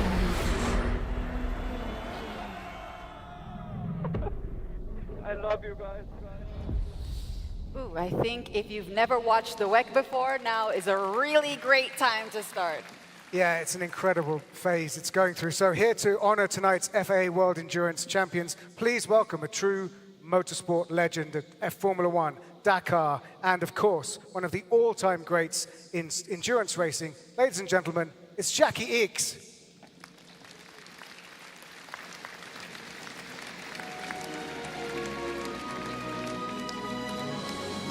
Welcome to the stage, Jackie. Welcome to the stage, and it's so wonderful to have you here with us in Kigali.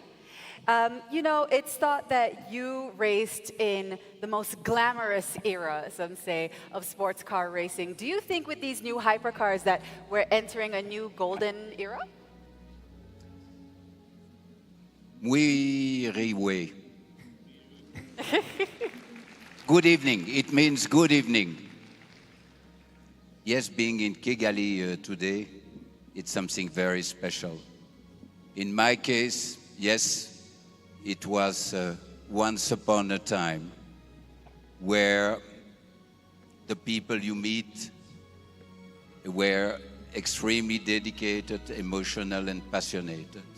In motor racing, you have to remember that there is no success. I didn't find any better way to explain what the race driver is. He is an iceberg. He is on the top of the iceberg. 10% above the water, 90% underneath.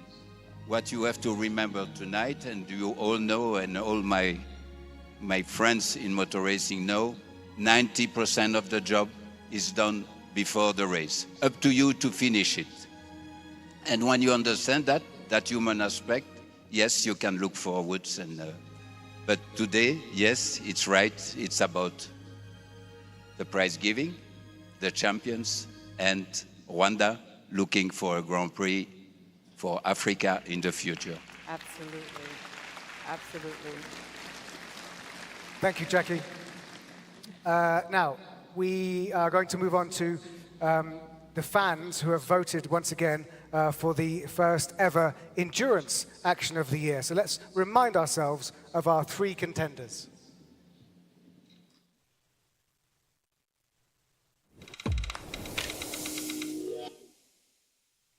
Look at this. This is on board with the number 7 Toyota, Kazuki Kobayashi, Alessandro Pierguidi and Jenson Button, both in his windscreen. Button goes underneath the McLaren into the pit lane. This is the penalty. For their penalty. So this is now 51 versus 7 for 4. On the inside. Whoa! That is proper late send. Ferrari slips down the inside of 50, and the Toyota's there as well, the number 7. Phenomenal stuff. The track's still wet, but everybody determined to get on with this. They go 3 wide down to Indianapolis. That's insane. This is public road. Phenomenal racing. Chatan in the Alpine in 7th place. For how long? Not that much longer, I think. Julian Andlau almost touching as they go down to Eau Rouge. On the inside, phenomenal aggressive racing from Andlauer. One of the stars of the race, without question. Look at this. Gets the side draft. The car's almost pulled together. Now, once again, the fans have decided our winner. So the WEC Action of the Year award goes to...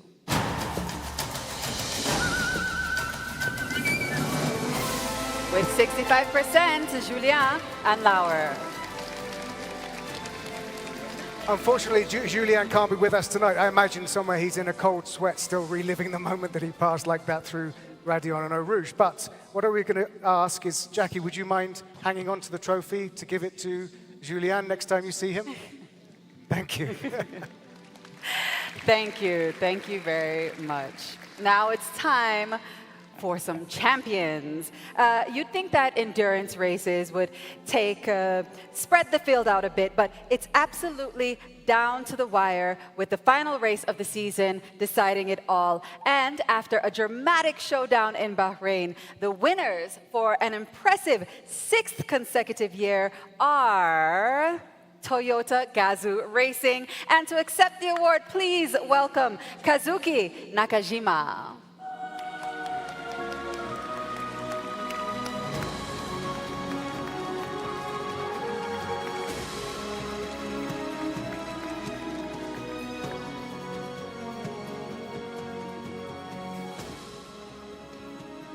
Now please stay with us, Kazuki, because we are going to celebrate your win by showing everybody just what a winning Toyota looks like. So, ladies and gentlemen, our 3rd place crew, Kamui Kobayashi and Nick DeVries.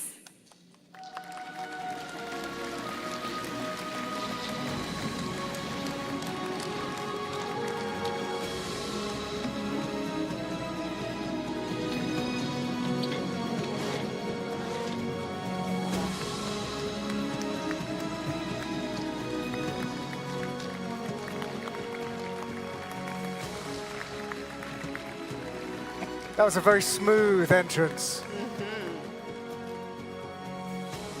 Love it.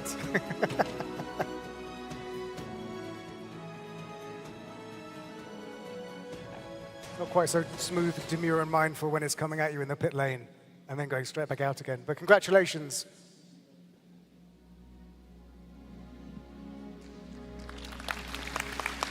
Congratulations to Toyota Gazoo Racing and our 3rd placed drivers. And just have a look at not just the crew, but also that incredible piece of kit. Okay, thank you very much. Thank you, gentlemen. Jackie, if you stay with us. It's time to move on to our 2nd place in the WEC Championship. This crew took a second 24 hours of Le Mans victory in 2024. And they also stood on the podium in Spa and at the Circuit of the Americas. So it sounds like they like their very spectacular tracks. So as we say goodbye to the Toyota, let's welcome to the stage, representing Ferrari, Nicholas Nielsen, Miguel Molina, and Antonio Fuoco. Our 2nd place in the WEC. Forza Ferrari.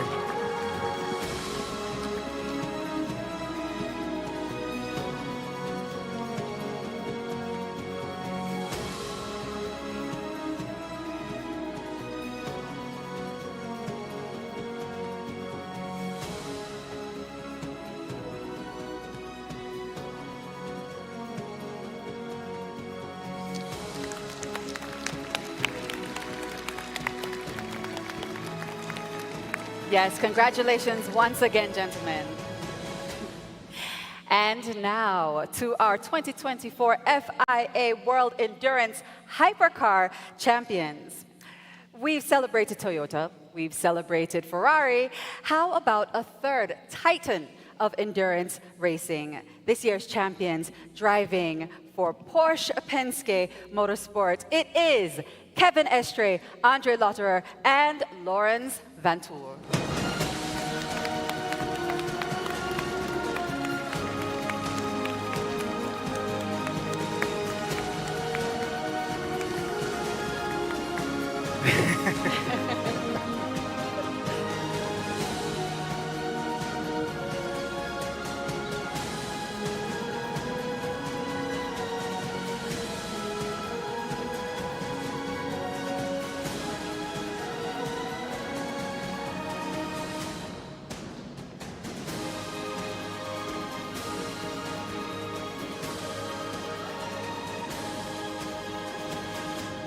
Congratulations, gentlemen, you did it. World champions. Now, Andre, you have been here before.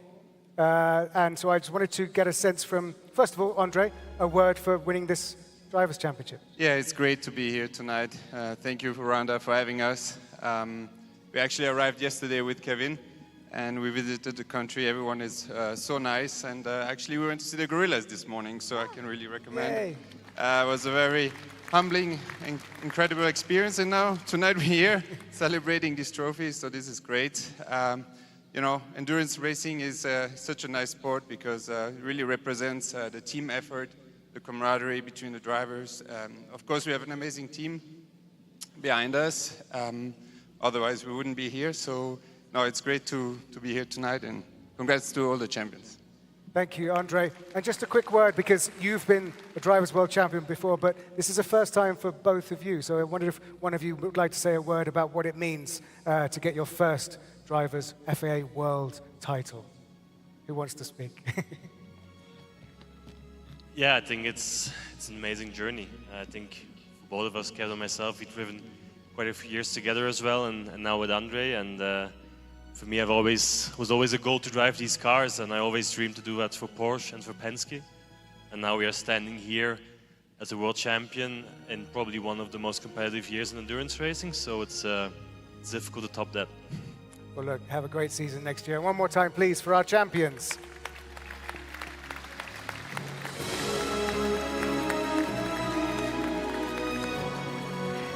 Congratulations once again. Thank you so much. And thank you, Jackie. Thank you so much. Beautiful. Now, why don't we do something special and something new for the FIA Awards?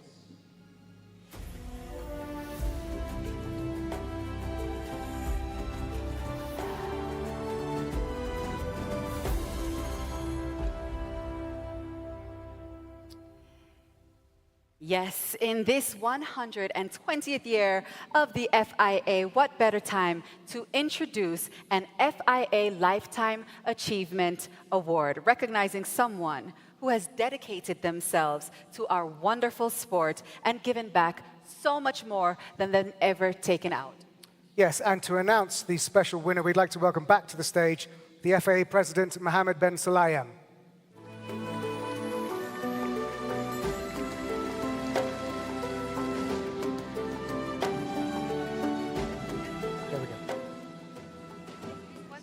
Yes, this is when you say who. I was not driving for Opel, I was not driving for Germany, and it was many other sponsors. He said, I was driving and fighting for the man race at that time. And she nearly won the World Championship. And we are grateful to her for her support to the FIA, to the motorsport in general.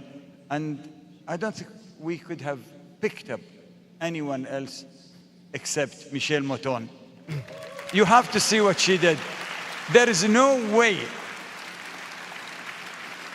Michelle, thank you for what you did to motorsport.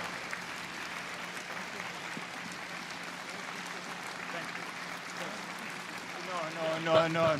So this was a surprise. Please. So we wanted to show you, Michelle, before we ask you to say some words, maybe you can prepare yourself. We would just like to show a little video to explain a little bit about why this Lifetime Achievement Award has been awarded tonight.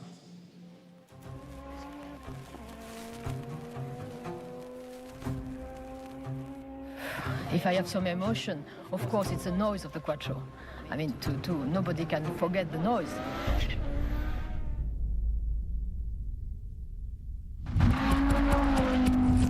Of course, it was very difficult, but we didn't have any choice. We had to go through. But what a legacy you leave behind, being the fastest woman in the world.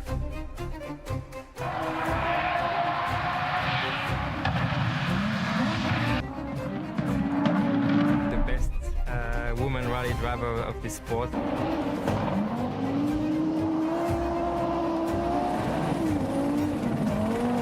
And what you did in the car has inspired so many girls worldwide.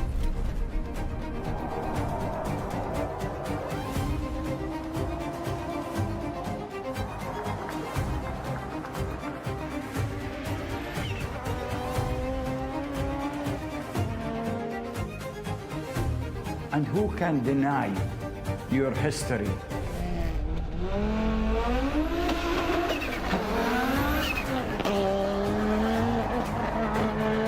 There's been nobody like you before you, and there's certainly been nobody else like you since. You have been always so independent. When you decide to do something, how much effort you put on it. Naturally, we all want to pass on our thanks for all you've done to keep us safe on the stages. I'm sure you will find a new challenge and you will push like always 100%. You always usually come out on top. The queen of four-wheel drive rally car. Just thank you for everything. So just a huge thank you. You are a legend of the rally. Michelle, you've done so much for our sport. Also being an example for a woman in motorsport. It's given so much effort for motorsport, for rallying. Wish you a great retirement. Un énorme merci pour tout ce que tu as apporté au sport automobile. That's the only one who has done that. Thank you, Michelle. Thank you very much. Va manquer a tout le monde. I really hope that somebody is going to follow your footsteps. I wish you a very long, happy and enjoyable retirement. The show should continue.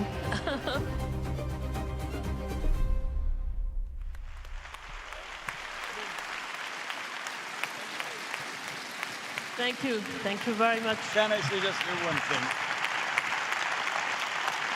Thank you. Yeah. Thank you. Thank you. Very much.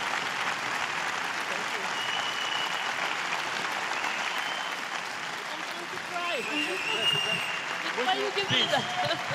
Would you come to, please? I mean, you Yeah. Your Excellency. So, Michelle, if you'd like to say a few words.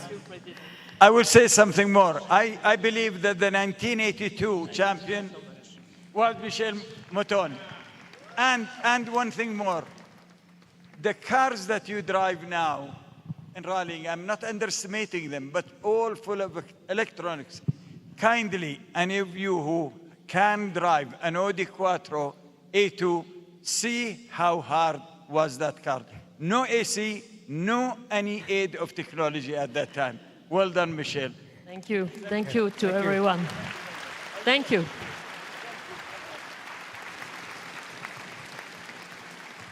You know, I didn't expect this honor. Thank you so much. It's a great pleasure.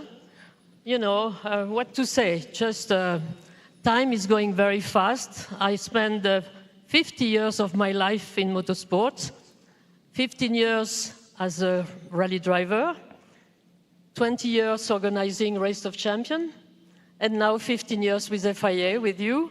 And, you know, I am leaving today. Today it's safety for me, the most important thing. And I am happy what we did with all the team at FIA. And now I leave the floor to the younger one, and I know they will continue very well.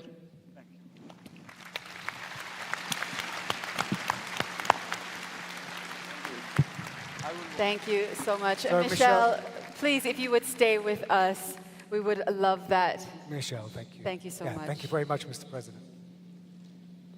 So Michelle will come back and rejoin us when she's gathered herself, and she will be giving out the silverware for the FIA World Rally Championship. Whew, that was emotional. Yes, let's watch. Let's watch the highlights of this season of the FIA WRC.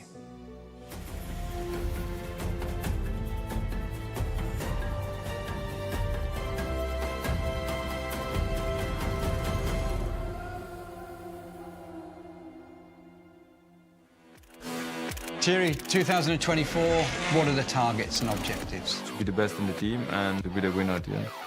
It's going to be a tough battle, that's for sure. Look at that, that is amazing. Class, isn't it? Incredible. Spectators are giving it a good push. Here we go. Thierry Neuville takes his 20th WRC victory here at Rally Monte Carlo. Oh no! No! No! Oh! That's Taka that suited Aaron Johnson. On the podium on the first time here in Sweden. Honestly, I have no word, it's just so nice. And that marks victory for Esa-Pekka Lappi. It is a huge challenge for man and machine. Oh, that's frustrating for Elfyn Evans. It's part of the rally, it's part of the game. Did you see those stones? Stones like this.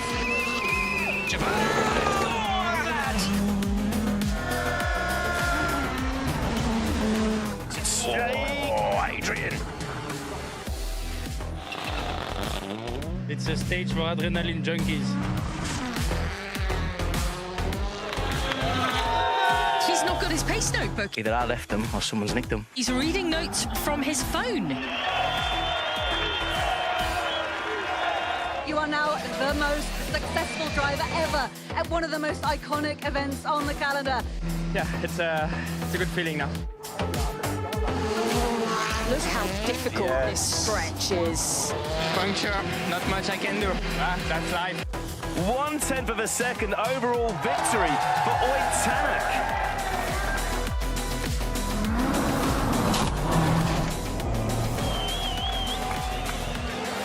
That is second quickest, just unbelievable.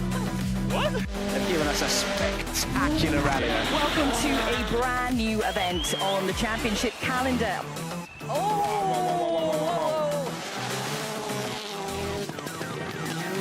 Rallying should be like this always.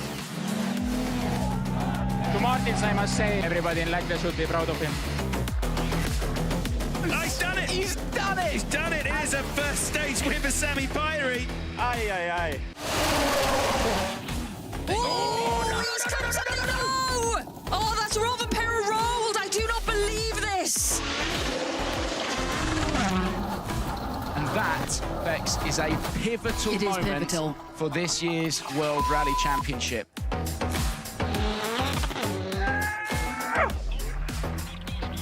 Maybe you should stop crying and learn driving first on the road. You're not going to let him get to you? Nothing to say. Ah, it's a disaster.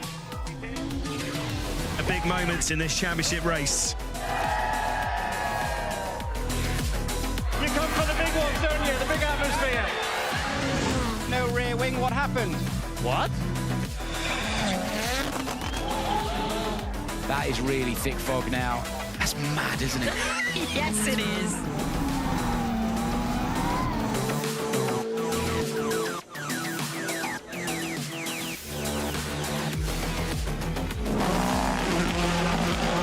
Oh no!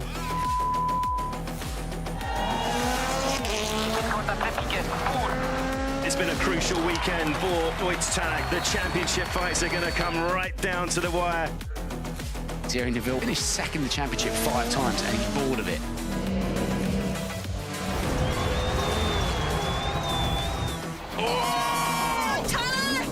Tanak is off the road. Toyota are the manufacturers' champions. They retain that title. Thierry Neuville is champion. You've waited a long time for this. Yeah, we were many times very close, and we always give it all, but this year we have been rewarded for it.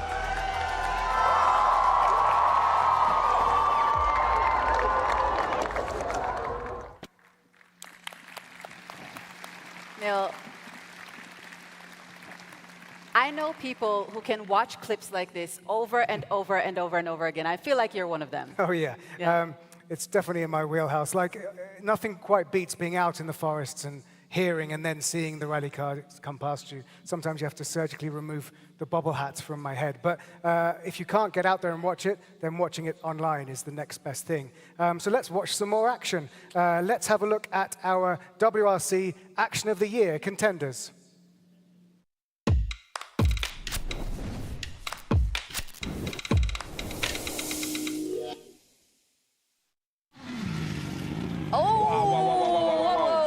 Okay, so we were way more off to the right-hand side. We've just taken off the front wheel arch, just the area right to the front there. Let's have a look at it again. Oh, it's just hitting that bank there. Quite a strong impact on the front right, actually. And here comes Formo. Oh, big commitment. Oh, my goodness, that has got to be the biggest jump we've seen so far. Yeah. 200 mètres. 200 mètres. 7 buissons.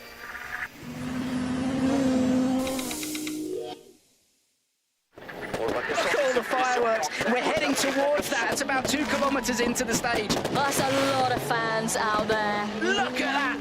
This is classic Monte Carlo, isn't it, through this section, Bex? It's tight, it's narrow. It's an amazing hillside, full of people, full of rally fans who have piled in from everywhere. Look at that. That is amazing. Class, isn't it?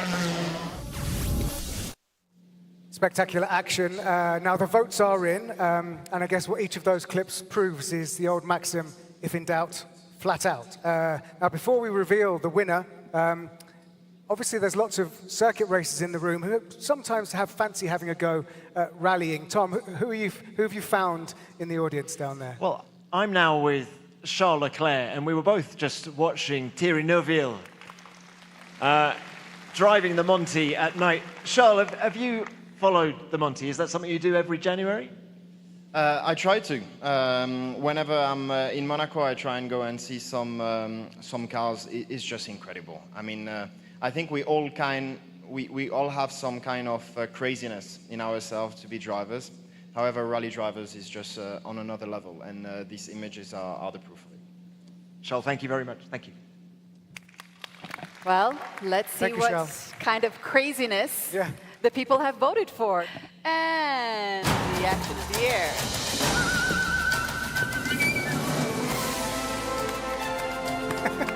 With 55%, Adrien Formeau. So unfortunately, Adrien can't be here with us this evening. I presume he's trying on his new Hyundai overalls. So, but he has sent us this video message. Hi everyone, it's Adrien Formeau. I'm really pleased to have been elected for the FIA Action of the Year. I'm really pleased to have won this moment. I remember it was in Rally Safari Kenya, and we had this really long straight with it was like a wall. We had a really big jump. Really difficult to know the speed we needed to carry for this moment, but after it was a long straight, so we didn't want to slow down too much. But at the end, we had a quite impressive jump with the tree next to the track. So thanks everyone for the support, and really sorry to not be there, but we have a rally to do this weekend. Congratulations to him again. Now on to our third place crew. In contention right up until that dramatic final day crash on Rally Japan. Please welcome Oyt Tanak and Martin Järvioja.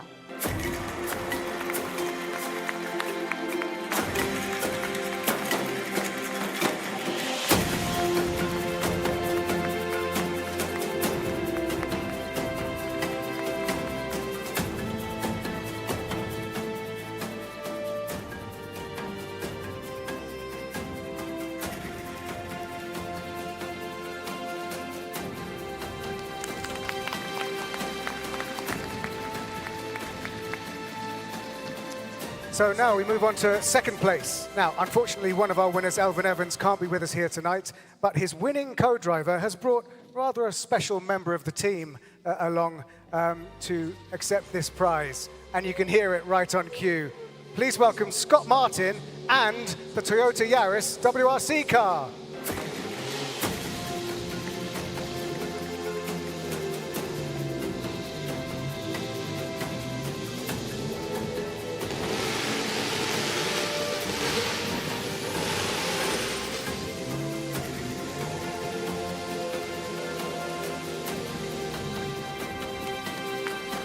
Scott Martin.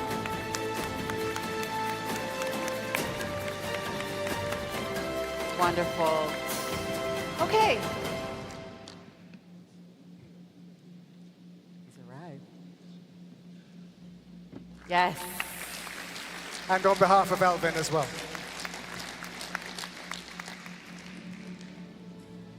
On to our winning manufacturer, and they had some exceptional guest stars to help them on their way.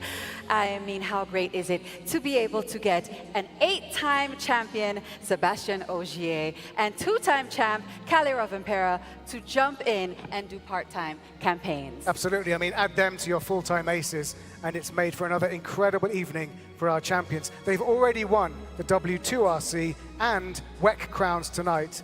It's a 5th WRC title for Toyota Gazoo Racing World Rally Team. And here to collect that 5th trophy is Project Director Yuichiro Haruna.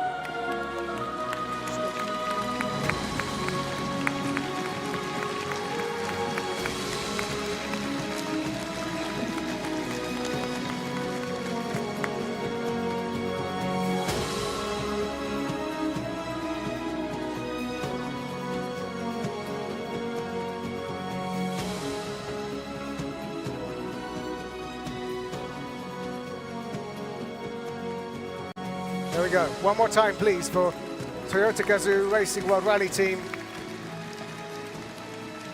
Incredible, thank you. So, thank you, gentlemen. And I think let's see if we hear the car or watch it quietly slide off in hybrid mode. Oh, we hear it, that's good.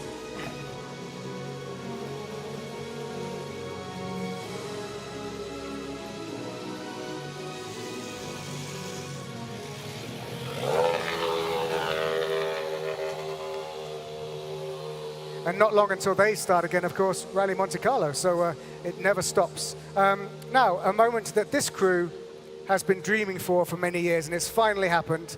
5-time WRC runners-up, but after tonight, ain't nobody ever going to be able to call you that again. That's right, because tonight you are FIA World Rally Champions Thierry Neuville and Martin Vidager.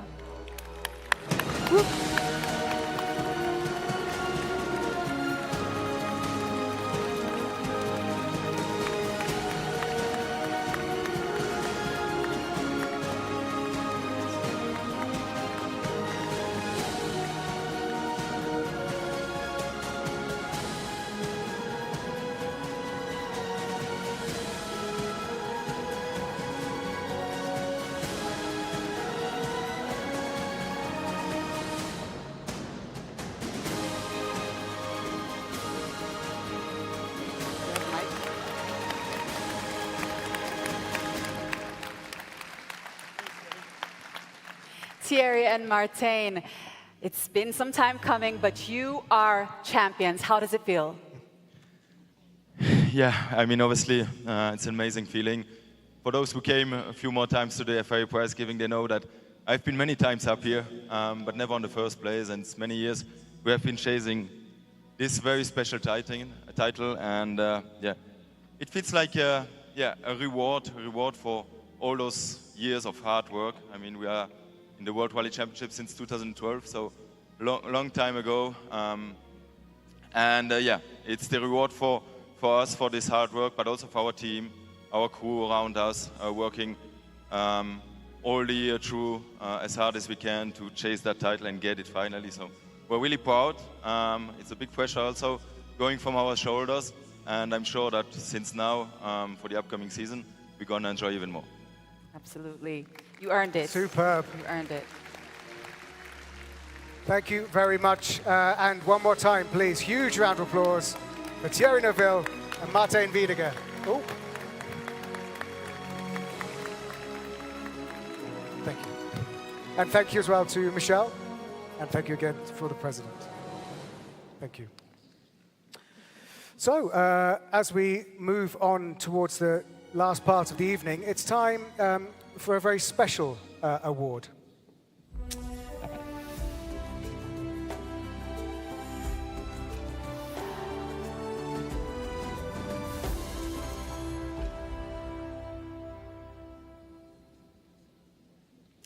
Motorsport is about a relentless drive forwards, and innovation is something that applies not only to the technical aspects of racing, but across every facet of the sport. It's time for the FIA President's Innovation Medal, and this year, the award goes to a legendary figure in the world of motorsports. So let's go ahead and reveal our 2024 winner and take a look at how they changed the game.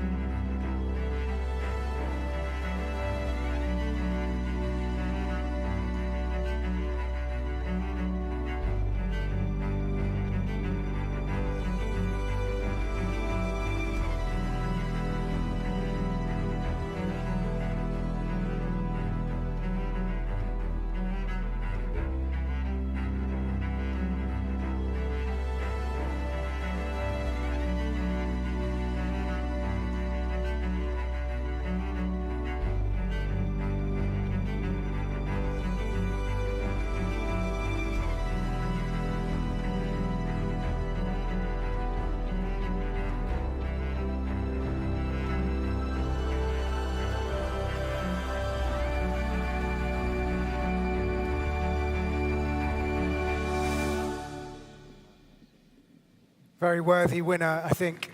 And I don't think anyone can deny Bernie's role in transforming the pinnacle of our sport into the global spectacle that it is today.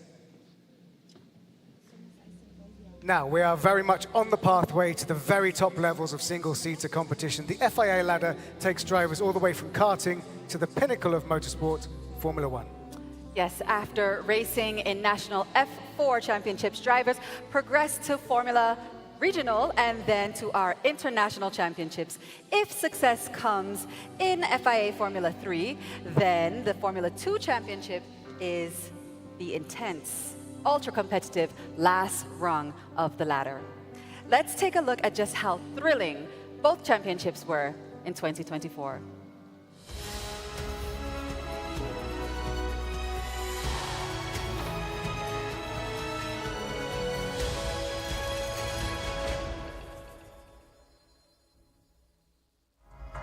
Here we go, season 6 of the FIA Formula 3 Championship. We are go here in Bahrain. Luke Browning comes up to the line to win.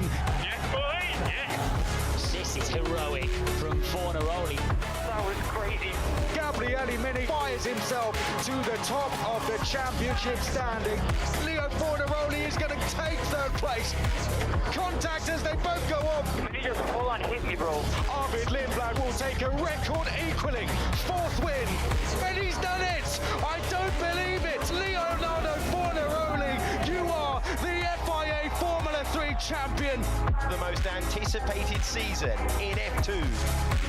F2 is go! And that is outrageous! What a third to first, Alex! How did he do that? No, me immediate crash.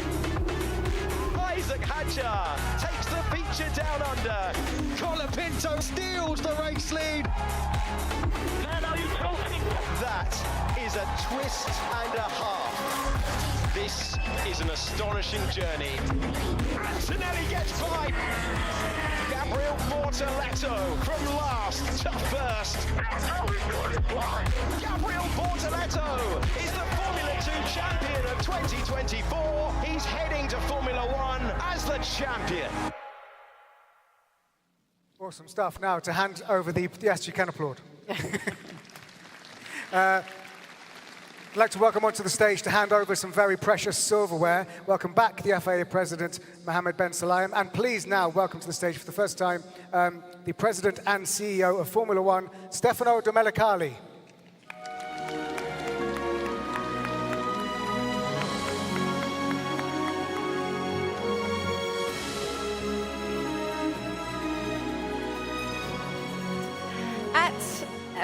Well, first, it's the winner of the FIA Formula 3 Team Championship, and the winner is... It's Prima Racing, and here to accept the award is Dmitry Belousov.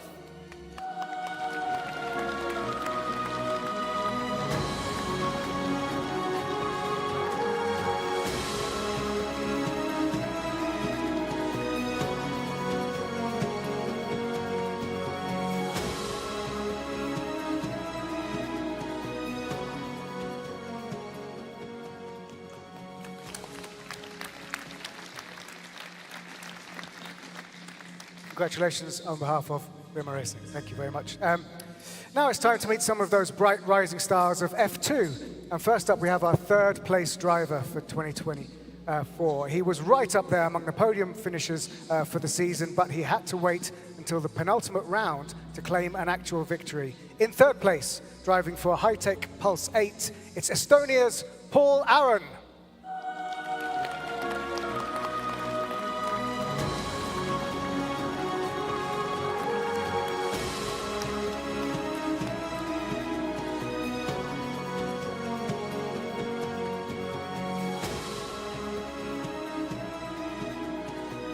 Thank you very much. Congratulations, Paul. Very, very well done. Now for our F2 runner-up. This really was the closest title fight in Formula 2 history. I mean, going into the final round, just half a point separated the top two drivers. But while he gave it everything, the stars just didn't align for him. In Abu Dhabi last weekend. From France and driving for Campos Racing, it is Isaac Hadjar.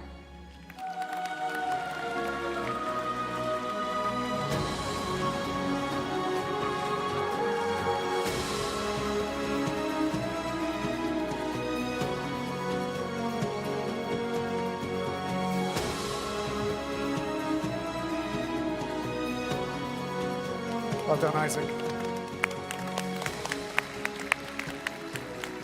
Great racing, Isaac. Thank you.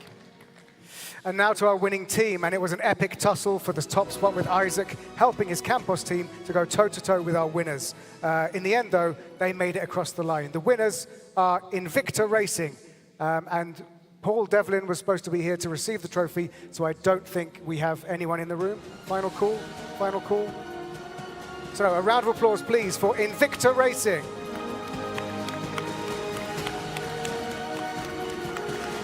Absolutely. And now for our champion. Last year, he banked the F3 title in his first season, and this year, on the way to a Formula 1 drive with Sauber in 2025, he's done exactly the same thing. Your 2024 F2 champion is Gabriel Bortoleto.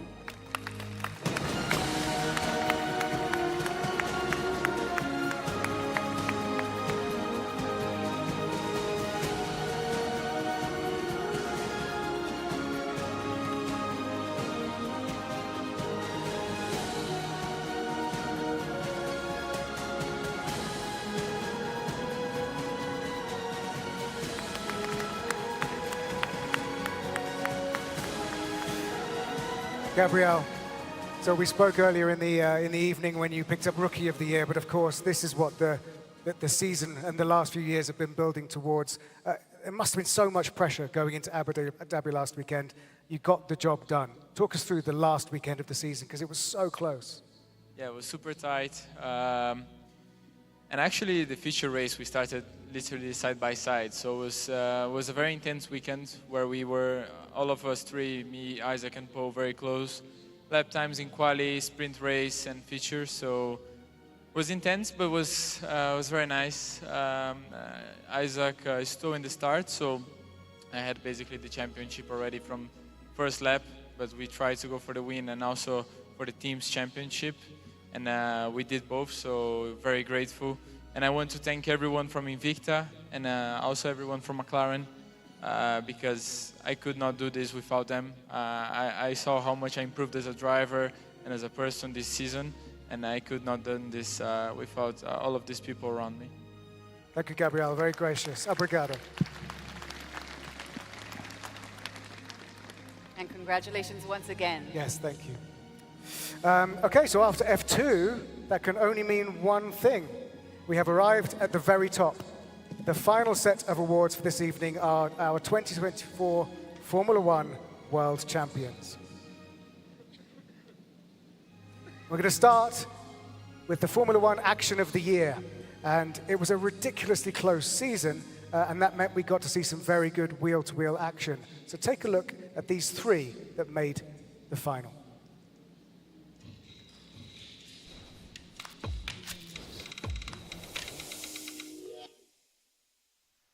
Let's look at the overtakes further back. One Williams still left in the Grand Prix is Alex Albon, and he is fighting his way past the RB, fighting his way past the Alpine, and that is dramatic stuff. To get up to 9th, he got past Daniel Ricciardo and Esteban Ocon. One of the great moves on the outside of one of the RBs there. That's Ricciardo ahead first, and this is what Albon's looking at, just staring at the back of this car as Ricciardo goes defensive, and now he's thinking, okay, let's just hold it. Ocon's on a used tyre. Oh, you got to go on the inside. Not even contact. Ocon doesn't turn in. Brilliant stuff. It's Charles Leclerc, then Carlos Sainz, as the McLarens are side by side, and Oscar Piastri's going all the way around the outside to take the lead with a bold and brilliant move. Lando still can't keep the lead on lap number 1, and he's lost second place to Charles Leclerc. This is the best opportunity Sainz has had. Alonso knows it, hugs the inside line, and he stays ahead for the moment. Traction race, does it give an opportunity to the Ferrari? Sainz comes alongside, squeezes his hero. The two Spaniards wheel to wheel, and Alonso keeps it in. They nearly bang wheels at huge speed, and finally Sainz gets ahead. Alonso laid on the brakes though. They might invite Perez to get by both of them, and the defense from Alonso sends Perez past the pair. Whew. Yeah. Now, before we reveal the actual votes, let's go ahead and see who Tom is talking to. We want to take the temperature in here. Tom? Well, yeah, I've got a temperature gauge right here. I'm with Ferrari hypercar driver Antonio Fuoco. Antonio, we'll come on to your season in a minute, but which of those actions did you like the most? I mean, honestly, it's quite difficult to choose one. I think all of the three were quite nice, and yeah, super nice to see the move they did around the track. So for me, it's quite difficult to choose one, if I need to be honest. Come on, give us one, Antonio. If I need to choose one, I think I will go for the one of Alex Albon. I think was quite impressed, the one he did in Canada. It was very opportunistic. Look, before you go, very quickly, what's it like to win Le Mans? I mean, it was an incredible emotion. It was a really nice weekend with Niklas and Miguel.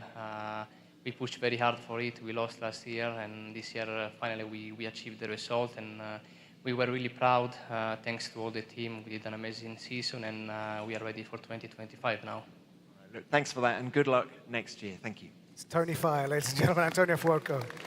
Absolutely. Well, it is a hard decision, but there is one winner, and one stood out among the others, so let's go ahead and see who it is.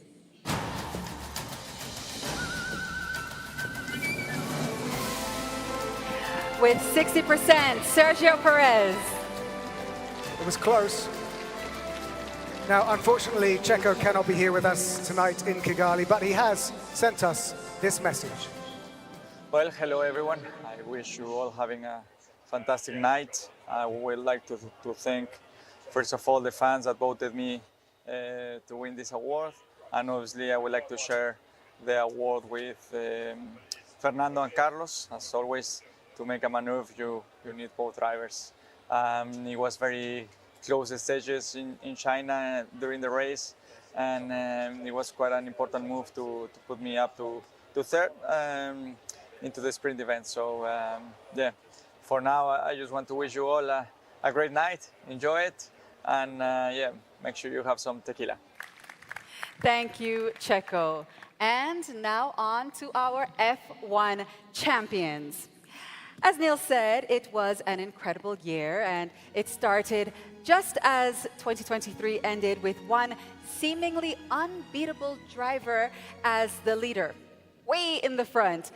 But then things got just a little bit spicy, so let's go ahead and take a look.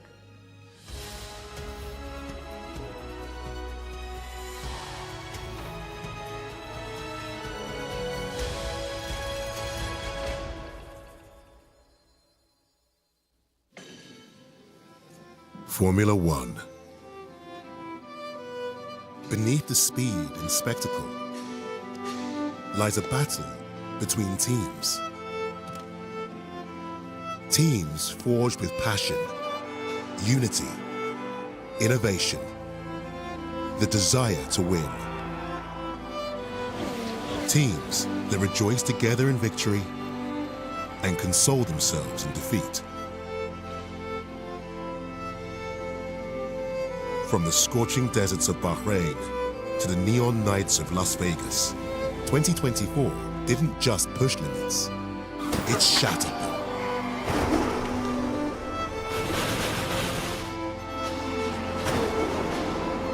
Legends stood their ground. Newcomers rose to the challenge. And the unimaginable became the everyday. There were flashes of red even before the lights went out. The real twists and turns this year weren't on the asphalt. Cracks were forming, setting the stage for a showdown like no other. The teams were primed and ready, but the season began with a familiar face. It was return of the Max, once again. Welcome along to a new season dawning. It is time for the rubber to hit the road.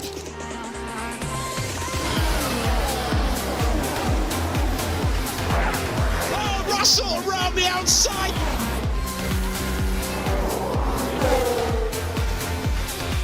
Verstappen destroying the field.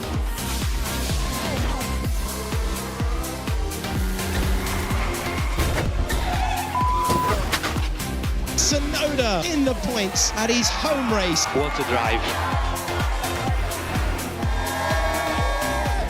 Lando Norris chasing Verstappen. I'm pushing as much as I can. This is so close. Verstappen retakes first place. That was clinical. A Red Bull 1-2. Max Verstappen wins the Saudi Arabian Grand Prix. The defending champion on top, crosses the line to take victory. Verstappen wins the Chinese Grand Prix. Max Verstappen in Montreal and takes the checkered flag in Spain. Verstappen, eat, sleep, win, repeat. Verstappen had set the bar high, but in Formula One, the script can flip in the blink of an eye. Ferrari took the bull by the horns. That is a rocket ship move. P1, baby, P1. This is amazing. Charles Leclerc wins the Monaco Grand Prix. No words can explain that. This is masterful from Leclerc. Charles Leclerc wins the Italian Grand Prix. Charles Leclerc wins the US Grand Prix. That's takes the lead for Carlos Sainz. I really wanted this one.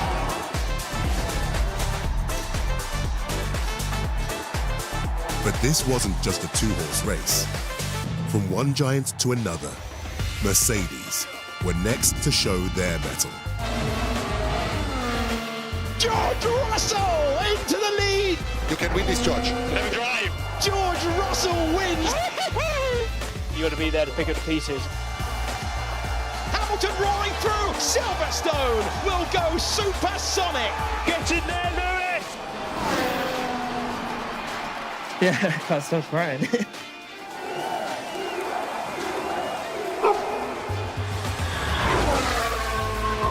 Brilliant from George Russell. That's 3 wins in 4 races now.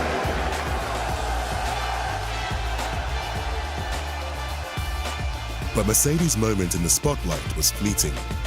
Papaya overruled. Enter McLaren. This is a big moment for Lando Norris. He should emerge in the lead. For the first time in Formula One. I don't know what I'm going to say. I just want to smile. What is going on there? This is the worst picture I have ever seen. He's great. He's young. He's a little bit attractive. He actually takes the lead of the race. Lando, do it now. Yeah, you don't need to say anything. Incredibly happy to have my first win.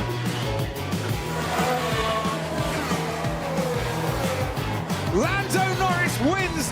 That championship challenge is ignited.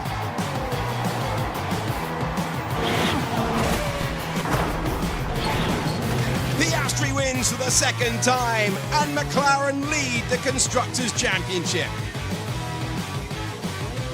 Just chill out, bring this car home. Lando Norris wins by a distance. I could push and we were flying the whole race. Yeah, at the end could just show.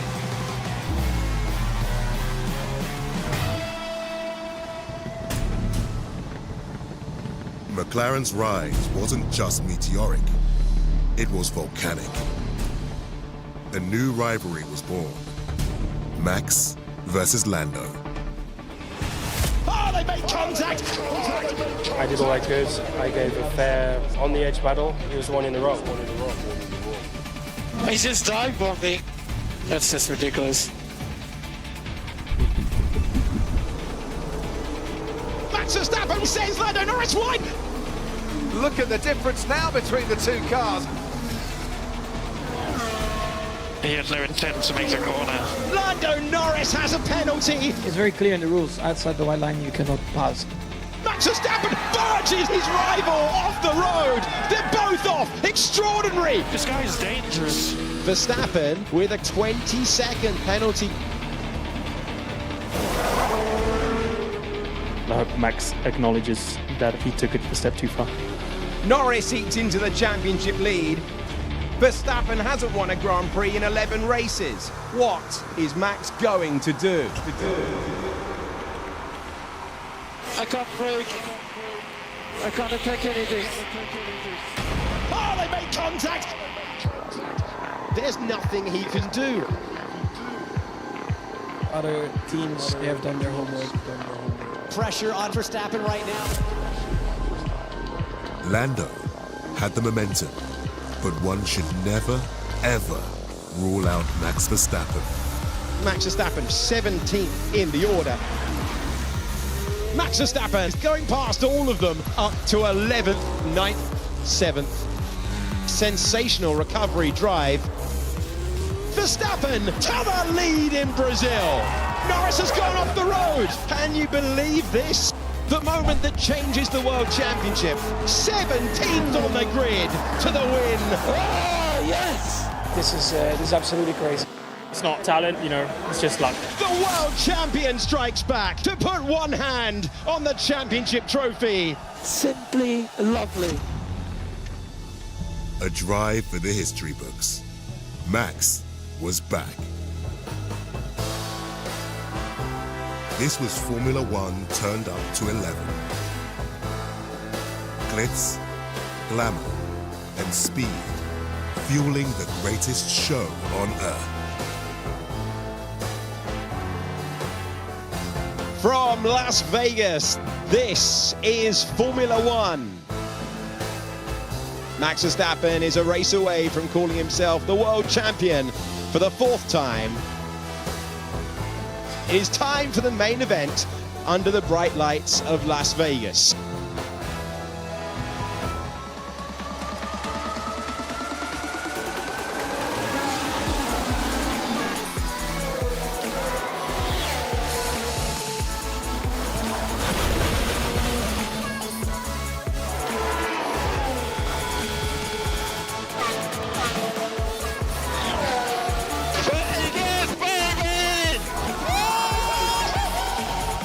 Verstappen is a 4-time Formula One world champion. That is 4 in a row, Max.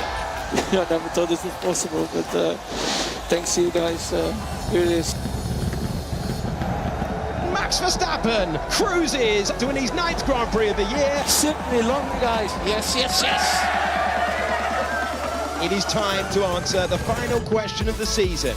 Who will we call the champion constructor of the world? And there's contact between Piastri and Verstappen. The pressure is well and truly on the McLaren of Norris. This is the moment that McLaren dreamed of. We did it, mate. World champions.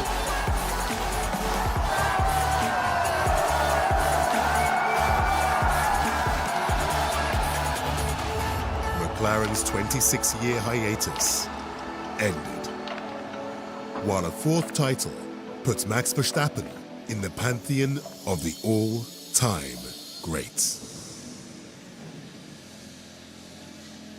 Wow.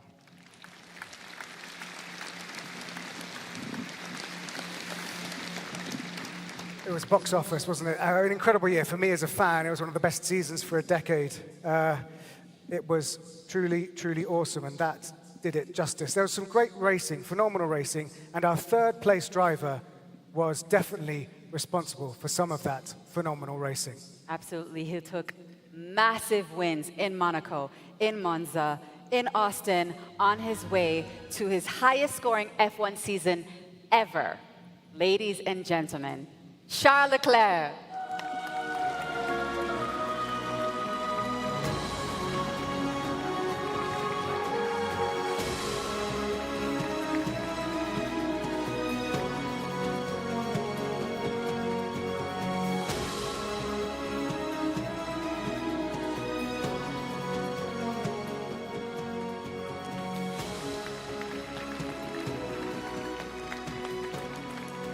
Charles, wonderful. Good evening. It's so good to have you here in Kigali. What a season for you and for Ferrari. So close at the end of the season. So same car, no major rule changes. You must be quite hungry to go again at this level next season. Yes, definitely. Yeah. Very hungry for next year. Obviously, the disappointment is still fresh from the last race as it was last week. And we've been fighting with McLaren for that constructor's title until the very last race. But they've just done a better job over the course of the season. They fully deserve the title, and congratulations to them, congratulations to Max. It's been a very long season, but I've realized some of my dreams. Probably there's obviously one highlight, which is Monaco from me. Growing up in Monaco and dreaming of being a Ferrari driver, that's where my passion started for motorsport, and to be able to win in Monaco was very, very special. Winning in Monza as well. And another dream that was quite unexpected last weekend, but was to drive with my younger brother in Free Practice 1, which was a very special moment for our family. So all in all, a lot of positive moments on a season like this. But of course, 2nd or 3rd is not what we want, and we want to win. So, but the second half of the season have been super positive for the team, and I'm really looking forward to next year to try and take that title finally. Chapeau. Thank you. Thank you very much. Thank you. Thank you, Charles. And so to our 2nd place driver, and I think everyone will agree that he gave us some truly amazing, epic moments during 2024 with great battles on his way to his first serious title challenge. But I'm 100% sure it won't be his last. Please give it up for our 2024 FIA Formula One runner-up, Lando Norris.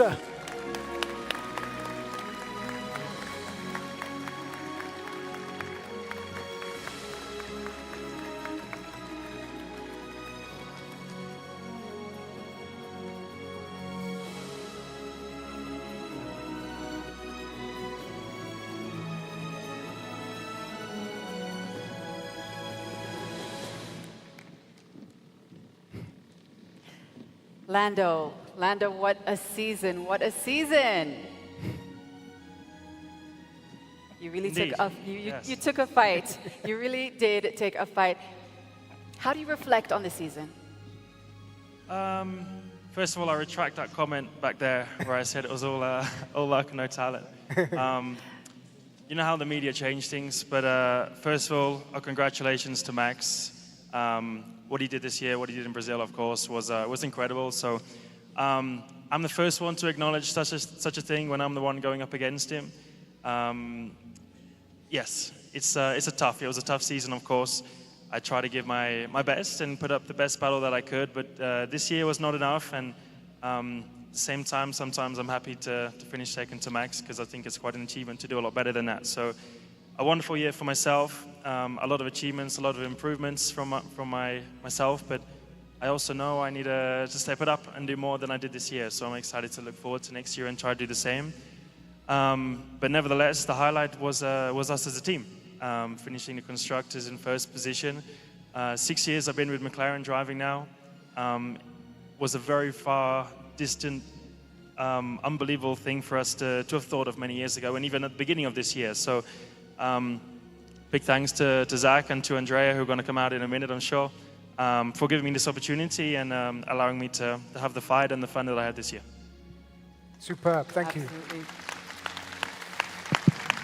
So if you could stay with us, Lando, because as you can see, the car is here. And can we say thank you, grazie, to Stefano Domenicali. Thank you very much. Thank you to Stefano.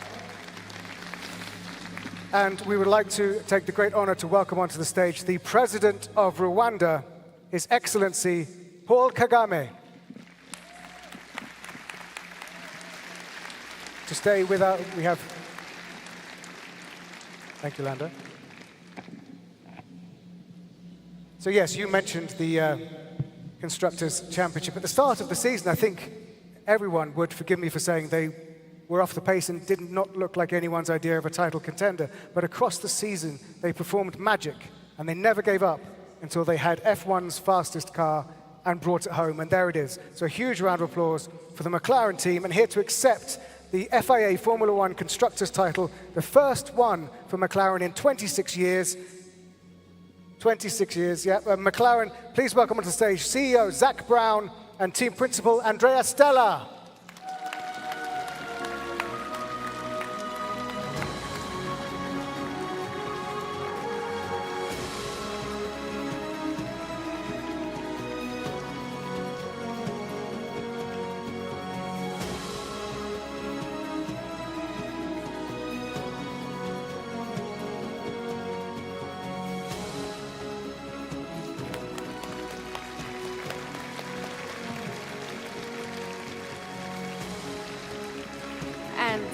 Yes, absolutely. Oscar Piastri.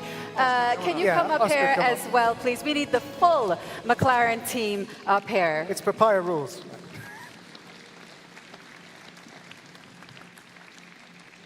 Fantastic, fantastic to have you all here.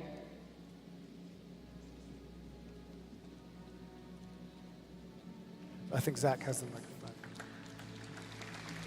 One last big round of applause for McLaren. First title in... Zach, you have a microphone on your hand. We'll talk to you. First title in 26 years. It must have been quite a week since then. How have celebrations gone, or is it serious mode for next season? No, of course, we've been celebrating. It's fantastic to be here this evening. Great to be here in Rwanda. Actually going to do vacation here with my family in June, so I'm very much looking forward to that. Weekend was fantastic in Abu Dhabi. Our drivers, our team, Andrea, and everyone back at the factory did an amazing job. The fight put up by the competition is amazing. Ferrari definitely kept us honest until the very last lap. Congratulations to everyone this evening who participated and won awards. So just very exciting to be here and represent McLaren and our great history, and great to get it done after 26 years. Beautiful. Thank you very much. Congratulations once again. So I think we have to... Thanks, Oscar. Thanks, Zach. So we have to get rid of the car. And please stay with us because it's the most prestigious award is coming up. So we definitely want to make sure that we set the stage. Okay, looks like we're clear. Now, he started the season with the same imperious form that he ended 2023, winning 7 of the first 10 races. But after that, someone turned the difficulty level up.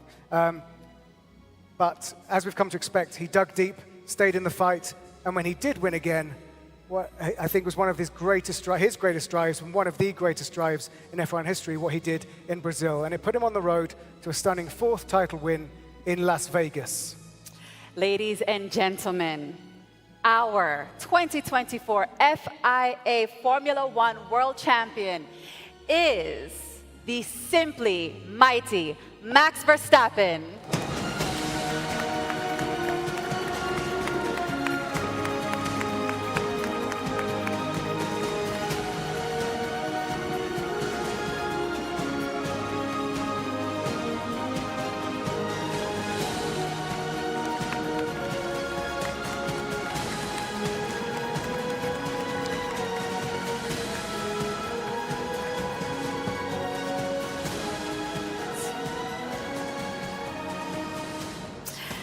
Okay, where do we start? Where do we start? Let's begin with, of course, the season itself. So dominant, the start, but you did have to fight tooth and nail to get there. How deep did you have to dig to get the performance out of the car and take it home? Yeah, you know, this season, I think, as you could see also in the video, was quite up and down. We had a great start to the year. Everything was looking great. I think especially from the outside, of course, as a team, I think you always understand your limitations and what you want to work on. And then, yeah, the competition did a great job. They improved their cars a lot and made it a lot more difficult for us, especially in the constructors. And then, yeah, we had a bit of a tough run in the middle of the season, but even when we're under pressure, we're having tough times. I think the team really stuck together. We didn't panic, which could, you know, easily be done, I think, in those kind of situations. But at the end of the day, yeah, I'm just very proud. Very proud of everyone in the team as well. Of course, we're not standing here as constructor champions, but in a way, I do think we deserved a little bit more in that championship. I tried my very best, and we also know a lot what we have to work on anyway for next year. And I'm very excited about that as well, because it does look like it's going to be a proper fight between a lot of teams. And Max, just a quick word about this achievement, the trophy you have under your arm. Only 6 drivers have done what you have done or more. Schumacher, Hamilton, Fangio, Prost, and Vettel, and you. I mean, it's a pretty special club. How do you reflect on being a member of that club? It's, of course, something that as a kid, you know, when you grow up, you don't think about these things. Of course, you look at the names, you're like, wow, that's, you know, really impressive. I hope one day I can be on the podium. But sometimes, you know, you get lucky in life. You are in the right place at the right time. And of course, as a driver, you have to take advantage of that. And yeah, luckily, I've been able to do that at the same time. But yeah, it's amazing. You know, 4 titles is definitely incredible. Of course, I also hope it doesn't stop here. That we, you know, I hope that we can be successful for a longer period of time. But yeah, like you already could see, this year the competition is very close. But then again, 26, a lot is going to change. And yeah, maybe some other teams are going to be competitive again. But for the moment, I think it's just very important to enjoy the moment, be proud of what we have achieved also as a team, and then we'll try again next year. Fantastic. Thank you so much, Max. And a big congratulations once again. Ladies and gentlemen, a huge round of applause for our 2024 Formula One World Drivers Champion, Max Verstappen. Thank you so much, Your Excellency, and of course to the President of the FIA for presenting this award. Incredible. And that actually brings our show to a close. It does. It does. We hope you've had a great time in the company of some amazing drivers and teams. Now, for the benefit of the guests in the room, I know you're hungry, but if you could stay with us for a little bit longer. But for now, we will say goodbye to everyone watching on the broadcast here in Kigali. Yes, we've absolutely loved bringing this show to you, of course, from our incredible country of Rwanda. And I would just like to take this moment to encourage everyone who's watching, I mean, not the people in the room, you're already here, but the people who are watching at home, visit Rwanda. As Max would say, it is simply lovely. So wherever you've been tuning in from in the world, thank you very much for watching the 2024 FIA Awards. And can I just say, Makeda, it's been an absolute joy. I've loved hosting this with you. It's been a pleasure for me as well, Neil. Thank you so much for being here. Awesome. Thank you and good night. Good night.